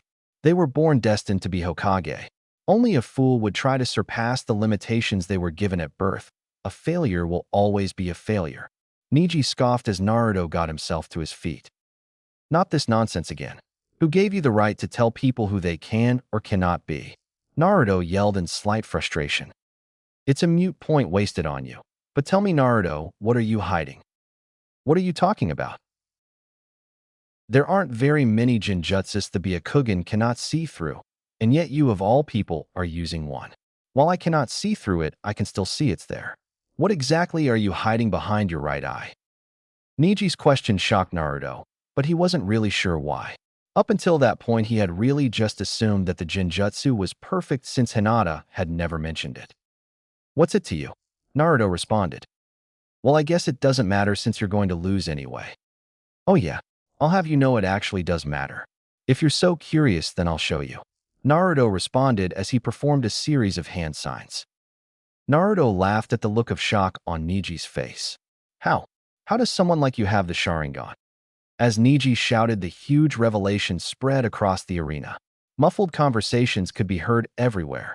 Naruto could feel the disgust coming from all of the Leaf citizens who hated him. You must have stolen it, Neji accused. Actually, believe it or not, it's mine, Naruto stated as he deactivated it to prove his point. Only someone with the Uchiha blood can deactivate and reactivate a Sharingan eye. The only 2 people I know of that have the Sharingan still have theirs. Also, thank you for putting on such a wonderful display of the gentle fist style. Naruto slid into a gentle fist stance as he finished speaking. Why you? So this whole time you were watching me? Copying my every move. Niji looked at Naruto incredulously. Yeah, but that's only part of the truth. I watched your fight with Hinata, remember, and I've been training with her for a while. I've kind of been working on this in secret for a bit now. It's time to put all of my training to the test. But one more thing before we start again. Can you do that spinny thing again? I really didn't see how you did it since I was focused on punching you in the face and all. Naruto proclaimed. He could still hear the commotion in the stands. He focused on Sarutobi for a second, and he could feel the disappointment from him. He was not angry. He probably had just hoped Naruto would have given him a heads up before dropping the bombshell in front of the whole village. Once Naruto looked back at Niji, he saw that he had calmed himself back down, and his look of confidence had returned to him. I must admit that your little secret caught me off guard there for a little bit. But before this event, I did a little bit of research, since I was sure I would have to fight Sasuke. From the looks of your eye, it's not complete yet. You're missing a Tomo, and that's how the Sharingan measures its maturity. You can't copy my moves perfectly just yet, and on top of that you don't have the Byakugan, so you won't even know what you're aiming the gentle fist at. What good is a sword without a properly trained swordsman behind it? You're a bigger fool than I thought. Well then come at me so I can put you back in your place, loser. Niji prepared himself for the attack he knew he had just instigated. Naruto lunged at Niji, and shortly after the two began the gentle fist dance. They bobbed and weaved in between each other's strikes, expelling massive amounts of chakra with each blow. To most of the audience, the fight seemed pretty even, but to those who had the Byakugan, it was clear that Naruto's form was not very good and Niji did in fact have the advantage. It was not long before Niji saw an opening and struck Naruto in the side, sending him reeling. See, I told you it was pointless, and now you're in my range. Niji shouted as he changed his stance. 8 trigrams, 64 palms. Niji began his onslaught, and before long he had struck all of Naruto's chakra points, effectively shutting down his ability to even wield chakra. I have just shut down all of your chakra points, and judging by your deactivated Sharingan, you're finished. You're lucky to even be breathing. Just stay down. It's over. I don't have anything against you personally. Niji was shocked when he saw Naruto begin to stand up. He shouldn't even be able to move. Well, that's funny. I have plenty against you. I don't know what you mean. So you don't remember what you did to Hinata? How you played on her feelings with your mind games, tearing her down when she worked so hard to get here. And then there's all this destiny crap you keep talking about. The Hyuga clan and all that branch family nonsense. It doesn't give you the right to tell anyone they're a failure. Okay then, fine. Since you're so interested, I'll tell you about it. As Niji spoke, he removed his headband and revealed the curse mark on his forehead. He went on to explain how the main family used it to guard the secrets of the Byakugan, but more importantly, keep the branch family members in check. He also told the story of his father, Hisashi, and Hayashi, Hinata's father and Hisashi's twin brother. Naruto felt the sadness and spite in Niji's heart as he told the story of his father's death. Niji tied his headband back on and spoke again. You see, we are all given a destiny at birth, and it is foolish to try and go against it. As he finished, he struck Naruto, once more knocking him to the ground. Hold on. Don't walk away from me. I'm not finished yet. I don't give up and I don't go back on my word. That's my ninja way. I've heard those words before. All this destiny crap, if you truly believe in it, why are you the one walking away? You don't know what it's like to be branded with a mark that sets you apart, a mark that can never be washed away. I know exactly what that's like. So what big deal? Get over it. In fact, you've told me about yours, so now I'm going to tell you about mine. What are you talking about? You lost your father, and you're mad about that. I get it. But at least you got to know him. Do you know what it's like to not know your parents at all? You have always had something. You cry about being set apart from the main family, but at least you've had a family to begin with. Let's face it, among the rest of the village, the Hyuga, branch family or not, are seen as royalty. Just having a stupid kekkei genkai can get you so much in this village, but you see, I didn't have any of that. I don't have a family or a clan. I'm all alone. And to make things worse, this mark that sets you apart, I have one too. The problem is my mark doesn't divide me and the rest of my family. It divides me and this entire village. You don't know what it's like to be all alone from the moment of your birth. and then have the entire village not just disregard and ignore you, but actually hate and try to kill you. All because something happened that was completely out of your control. A lot of the people here see me as a monster and a colossal failure. I'll prove you and everyone else wrong. It may be the Hugo way to cave into destiny, but it's not mine. If you want to give up, then fine, just sit there and take it. I had no idea we were so similar, but it's pointless to try now. You can't even form chakra anymore. Just dash. Niji stopped speaking when he saw chakra begin to flood into Naruto's chakra system. It was different from before. Then he saw it. He saw the mark Naruto spoke of and what it was holding back. Impossible. What are you? I can see chakra swirling around you. Or is it even chakra at all? This is what sets me apart. This is why everyone hates me. Before I beat you, I want to test something out. When Naruto finished speaking, he lifted his left arm and fired one of his chakra chains. Niji had never seen anything like it before. He could see that it was made of chakra, but not any kind he had seen before. The chain startled him such that he didn't have time to react, and he got hit straight in the forehead. He didn't get knocked back like he thought he would. The chain embedded itself in his forehead briefly before being pulled out as quickly as it had been shot out. It was then that Niji felt a searing pain in his forehead. He knew what the pain was.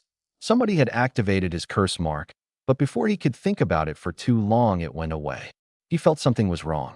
He felt devoid of something, almost as if someone had stolen something from him. As he composed himself, he looked back at Naruto and was shocked by what he saw. Not only was his chakra back to normal, but his right eye was back to its Sharingan state, and more shocking, his left eye had become pupilless and an extremely light and pale shade of blue. When Niji saw the veins bulging around Naruto's left eye, he realized what had happened. So that's how you do it. With that chain jutsu of yours, you steal kekkei genkai. Is that it? I guess you could say that. I honestly don't get how it works yet, but I didn't steal anything from you. You still have both of your Byakugan. Now I just have one of my own. Well, what are you waiting for? Let's finish this. Niji spoke as he got back in his stance. It didn't take long for Niji to realize that the chains had actually affected him, and that he was a lot weaker than before. Naruto, on the other hand, was a lot stronger, and before Niji could react, Naruto punched him directly in the face, almost knocking him out completely. As Niji fell, his headband slid off as well. Niji, when I become Hokage, I'll change the way of the Hyuga clan, I promise. But until then, you tell the Hyuga clan that if they want to put that stupid mark on you again, they're going to have come put one on me first. With the last words, Niji realized why his forehead had hurt before. His mark hadn't been activated, it had been removed. A calm sense of release washed over him as he lied down on the ground, too exhausted to move. The winner of the first match is Naruto Uzumaki, Gama announced. The proclamation was met with loud cheering and applause, much to Naruto's surprise. As Naruto looked up at the crowd, he could not help but feel joy that they were actually cheering for him. He could tell that not everyone in the crowd was happy with the outcome of the match, but everyone was pleasantly entertained. Where Naruto stood in their eyes, he did not know, but for this moment he was just glad they did not want to kill him. As he got to the candidates' balcony, he was congratulated by Shikamaru and Shino. Naruto appreciated the praise, but he really only wanted to see one person at that particular moment. As the next match was announced, Naruto slipped out of the balcony to go find Hinata. Since she was not really worried anymore, Naruto was not sure exactly where she was. After a brief time of searching, he found her sitting next to Kiba. As he walked over to where Hinata was, he looked out into the arena and saw that Shikamaru was facing Temari. Naruto really did not care too much for the outcome of the match. He knew that Shikamaru would probably just quit as soon as it got a little tough. "Oh hey, I thought I smelled you coming over. Great job on kicking Niji's," asked Naruto. Kiba shouted as he turned to look at Naruto. "Thanks, Kiba. I did promise to win, you know." "Hey, Hinata dash." Before Naruto could finish, Hinata jumped at him and caught him in a big hug. "Naruto-kun, thank Kami you're okay. When Niji connected with the Our clan's secret jutsu, I thought you would be hurt for sure." Hinata looked up to Naruto with tears starting to form in her eyes.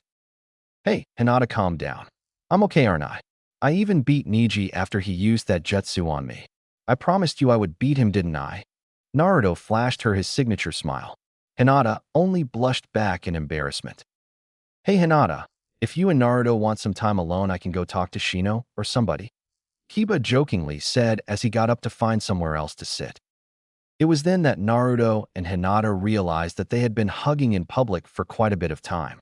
In the blink of an eye, they both let go and sat down where Kiba and Hinata had both just been sitting. Both young shinobi had bright blushes on their faces as they looked away from each other. After a moment of awkward silence, Hinata turned to Naruto with a puzzled look on her face. Naruto-kun, what exactly did you do to Niji, and how do you have the two dojutsus? Hinata asked, much to Naruto's dismay. I don't think I'm allowed to say. It's really a long story, and I can tell that the people around us are probably curious too. Maybe I can tell you later. How about I tell you if you come get some ramen with me after I win this whole tournament? Naruto proposed shyly. I would like that. And you know what, Hinata? I'm going to need someone to show me how to use my Byakugan properly. I would really like it if you were the one to show me. Me? But Naruto-kun, there are plenty of other people who can use the Byakugan better than I can. Why would you want someone like me to teach you? So what if there are? I want you to teach me because I know we can work really hard together and get way stronger than all those other people. Are you sure?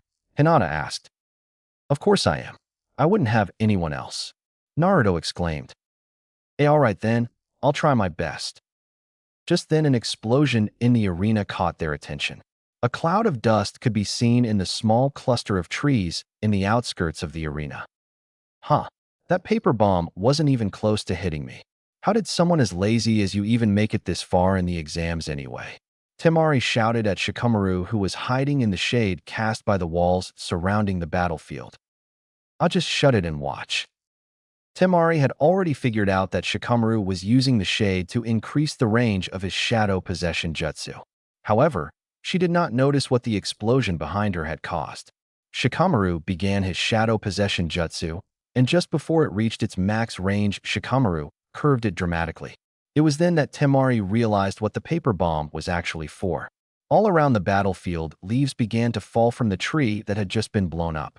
Individually, the leaves did not even appear to cast a shadow, but there was enough to extend Shikamaru's range a bit. One leaf was not enough to close the distance, but there were dozens falling about. Like an artist to a canvas, Shikamaru drew his shadow out across the arena, weaving it in between as many leaf shadows as he could while chasing Temari, who was frantically trying to keep away. She was careful to dodge so that she would not step anywhere the shadow had already been.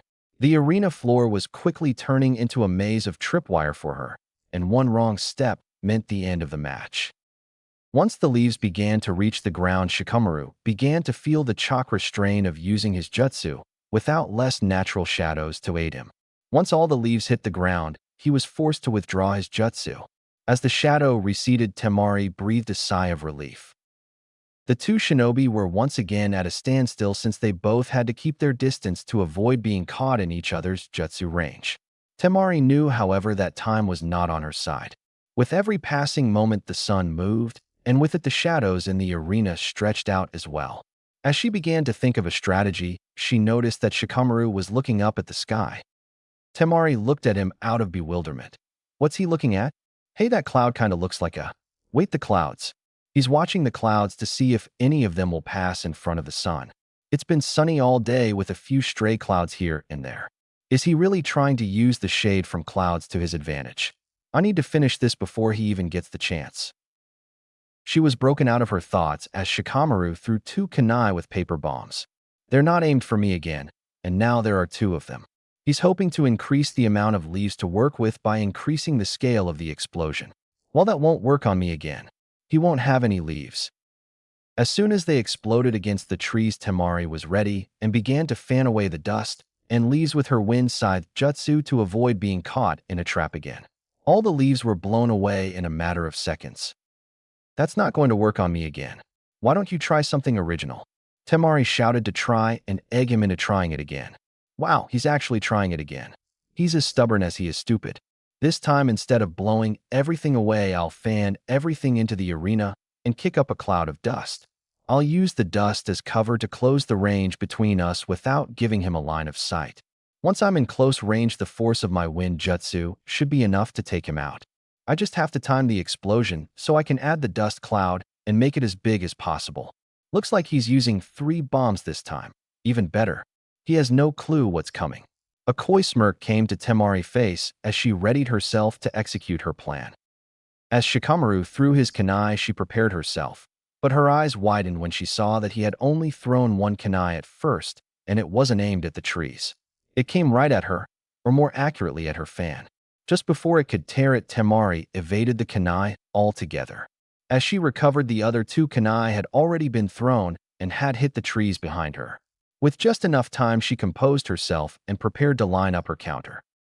Temari was shocked that after the first explosion, the second never came, and instead she was completely immobilized. As the dust of the first and only bomb cleared, she realized what had occurred. The third kunai was not attached to a paper bomb, but instead had a scroll tied at one end to it. The scroll had been rolled out completely and was suspended just above the ground, just high enough to produce a shadow.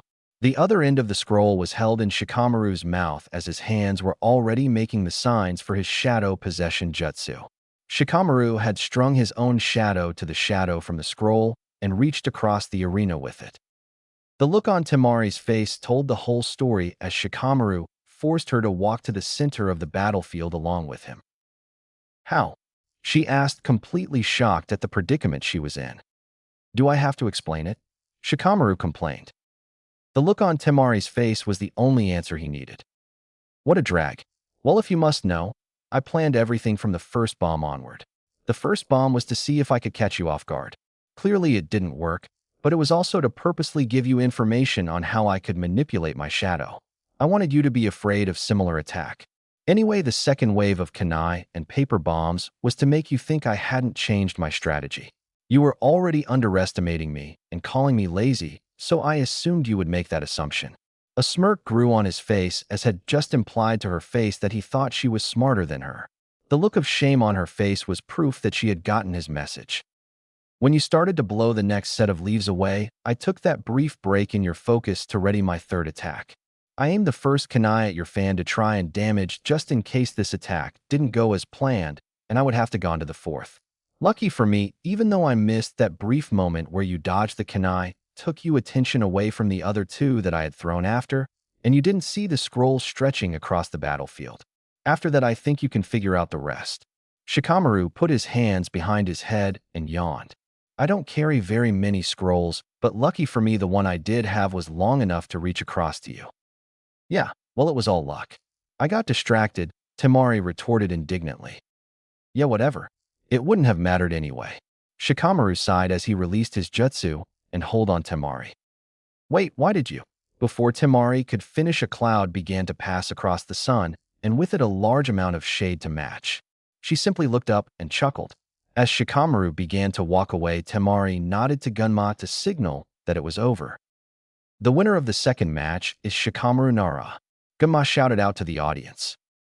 The crowd applauded as Shikamaru slowly walked back up to the balcony, complaining to himself in inaudible mumbles.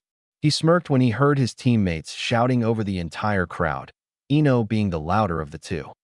That Shikamaru sure is something, don't you think so, Hinata-chan? Hi. You have to admit his plan was pretty amazing. It sure was. He's a lot smarter than he lets on, you know. Too bad he's such a bum. Hinata giggled at the comment. That's not very nice, Naruto-kun. Hey, isn't Shino up next? You should cheer for him as loud as Ino was for Shikamaru. He was your teammate after all. What? I don't think I can. It should be an interesting match. That puppet guy was pretty good the last time we saw him. The match between Shino Aburame and Kankuro of the Hidden Sand will now begin, Gunma proclaimed. This match could take a long time, Shino stated. That is because we are both long-range shinobi. Say what you want, Bug Boy, the outcome will be the same. Kankuro shouted. It will be over super quick when I hit you with the paralysis poison on all of the crow's blades. Since poison is a ninja tool, just like paper bombs, it's just as legal. He's just lucky Baki didn't let me use lethal poison. At seemingly the same time, both Shino and Kankuro began their attack. Even though neither of the 2 shinobi are taijutsu types, they are still trained to be quick on their feet. Shino dodged the crow's attacks well, and Kankuro was easily able to avoid the swarm of bugs. You're not bad at running away. Too bad the crow and I have a way of dealing with people like you," Kenkaro bragged. As he spoke, his puppet's limbs split off independently and attacked Shino seemingly of their own accord. With Shino's focus split, Kenkaro had no trouble avoiding the insects now. Just as Kenkaro started to get comfortable, Shino was impaled by the fragments of the crow. "Well, darn, I didn't mean to take it that far, but I guess it was just too much for you," Kenkaro boasted. "Even so, that was too easy. It can't be over just yet." Kenkaro's worries were affirmed when the Shino that was impaled by all the parts of the crow began to break up and turn into bugs. "What you attacked was an insect clone. My parasitic beetles are quite impeccable. That is because, unlike normal beetles that feed on chakra, they should have already cut the chakra threads that connect you to your puppet," Shino stated. "Disgusting things, aren't they? So what? I can remake my threads in an instant. That's what makes me a master puppeteer. Here we, huh? I can't move the crow," Kenkaro shouted, visibly shocked. "It's simple, really. It's because I commanded my insects to move into the puppet's joints to keep it from moving," Shino stated confidently. "Oh no, this is bad. The crow is the only puppet I brought. I didn't think I would need the black ant. Well, I guess it can't be helped. It's time for my trump card. I was hoping to save this for later, but I don't have any other choice." Kenkaro's eyes focused as he thought about his plan. "Don't look so confident. You haven't won yet." Shino looked over and saw the puppet's head pop off from its body and begin to move and shoot Senbon from its mouth. Shino quickly commanded a wall of insects to protect himself, but he was unable to block all of the Senbon. One of the Senbon snuck through and hit Shino in the neck. "A cheap trick, but it's not going to what? I'm feeling dizzy," Shino whispered. "Why is this happening? Poison. Packs quite the sting, am I right? Each one of those Senbon was dipped in my special paralysis poison. You'll probably be out for the next hour or so," Kenkaro scoffed. It didn't take long for Shino to lose consciousness. After Genma checked his vitals, he turned to the crowd and announced that Kenkaro was the winner of the third match. "Poison? What a cheap trick." Naruto clenched his fists as the results of the fight were announced. "I hope Shino-kun will be okay." Hinata brought her hand to her lips as her old habit began to show itself once again. "He did say that the poison wasn't lethal. Still, I don't like that he won like that. Hey, Hinata-chan, I'm going to go to the balcony to see if Sasuke is here yet." Naruto spoke as jumped out of his seat and took off. "Oh, okay. I'll see you later then," Hinata whispered as she watched him, disappointed that he left. As Naruto got to the balcony, he noticed that Sasuke had indeed arrived. However, he was having an intense stare down with Gaara. The look on Sasuke's face was closer to determination, while Naruto could feel the killing intent emanating from Gaara. Its intensity sent chills down Naruto's spine. Looking around, he saw Kenkaro had returned, and he also noticed Temari staring at Shikamaru indignantly. Shino must have been taken to the medical unit, Naruto thought. "Hey Sasuke, when did you get here?" "Oh, Naruto, I didn't even notice you show up. I don't see Neji here. Does that mean that you were able to defeat him?" Sasuke responded. "Oh yeah, I did. Hey, why were you late, and where is Kakashi-sensei?" Naruto asked. "Well then, can't say I'm not surprised. I guess I will be fighting you later then. Looks like they're calling me down to the arena. I'll talk to you after I beat the Sand Shinobi," Sasuke stated as he leapt away, followed shortly after by Gaara. "Hey wait, you haven't told me where Kakashi is or why you were late," Naruto shouted after him. "Poor guy doesn't know what he's getting into. Gaara is going to destroy him even if he is an Uchiha," Kenkaro bragged. "Oh yeah? Well, Sasuke is way stronger than you think. He's going to wipe the floor with that sand guy," Naruto retorted. "Wish I was as confident as I sounded. After last night, I don't know what to think about Gaara. I have to find Kakashi-sensei. Since you were late, I'll just go over the rules one more time. They are the same as the preliminaries, just try not to kill each other, and I can intervene if I deem it necessary. Okay then. The match between Sasuke of the Leaf and Gaara of the Sand will now begin," Gama announced. Sasuke quickly jumped back to ready himself. Gaara stood still but began to release his sand. Slowly it began to float around him. "There's the sand. Great, just like Kakashi said. I don't think his strategy has changed. He'd have no reason to. Well, if he hasn't, then I don't have to either," Sasuke thought. Sasuke charged straight forward. His first strike was blocked by the sand instantly, But before Gaara could retaliate, Sasuke disappeared in a burst of speed. It wasn't long before Sasuke unleashed a barrage of swift strikes like Rock Lee had done during the preliminaries. Gaara was forced completely on the defensive. With Kakashi's help, Sasuke had copied Lee's fighting style down to the speed and stance. Gaara knew that he might have some trouble, especially because Sasuke isn't limited to taijutsu like Lee is. Just like Lee had before, he was able to score a hit on Gaara and sent him reeling. Fire style, fireball jutsu. Gaara was engulfed in the ball of fire. When it cleared, Sasuke saw that he had only burned a sand clone. Well, I guess I should probably turn my Sharingan on now, Sasuke admitted to himself. Once Gaara saw the change in Sasuke's eyes, he knew he had to go all out, or he would eventually lose. Gaara formed some hand seals and created a sphere of sand around himself. Now he's going to hide, is he? We'll see about that. Sasuke charged and punched the sphere, but quickly learned that it was almost as hard as steel.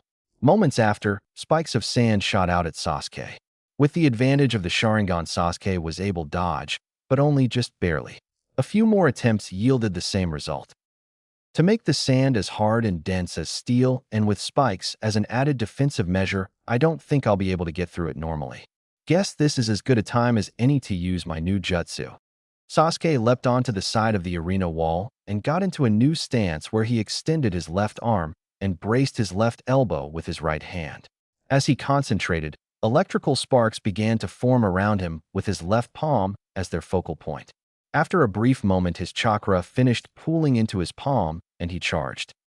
Lightning style, 1,000 birds, Chidori. Sasuke plunged his left arm directly into Gaara's sphere. It's so warm. It's blood. It's my blood, Gaara screamed as he began to bleed from his right shoulder. Sasuke pulled his arm out and jumped back. I thought your defense was perfect, Sasuke scoffed. In a flash, a burst of sand shot out of the hole Sasuke had just made. Sasuke managed to dodge it and noticed that it was not just sand. It now had a form to it. It looked like a monstrous arm. Sasuke was broken out of his thoughts when he saw the sand sphere begin to fall apart. Sasuke and everyone in the arena were horrified when they saw both of Gaara's arms were now monstrously elongated, covered in odd marks, and made completely of sand. What are you? Sasuke gasped. I will not cease to exist. You have made me bleed. I will do the same to you, Gaara shouted. Let's see you try. It's now Gaara's turn now to take the offensive. The form of his new arms kept Sasuke away. They were a lot faster than Sasuke anticipated and could elongate seemingly at will. As he evaded, Sasuke readied another Chidori. Dodging one of the arms, Sasuke began to close the distance between them.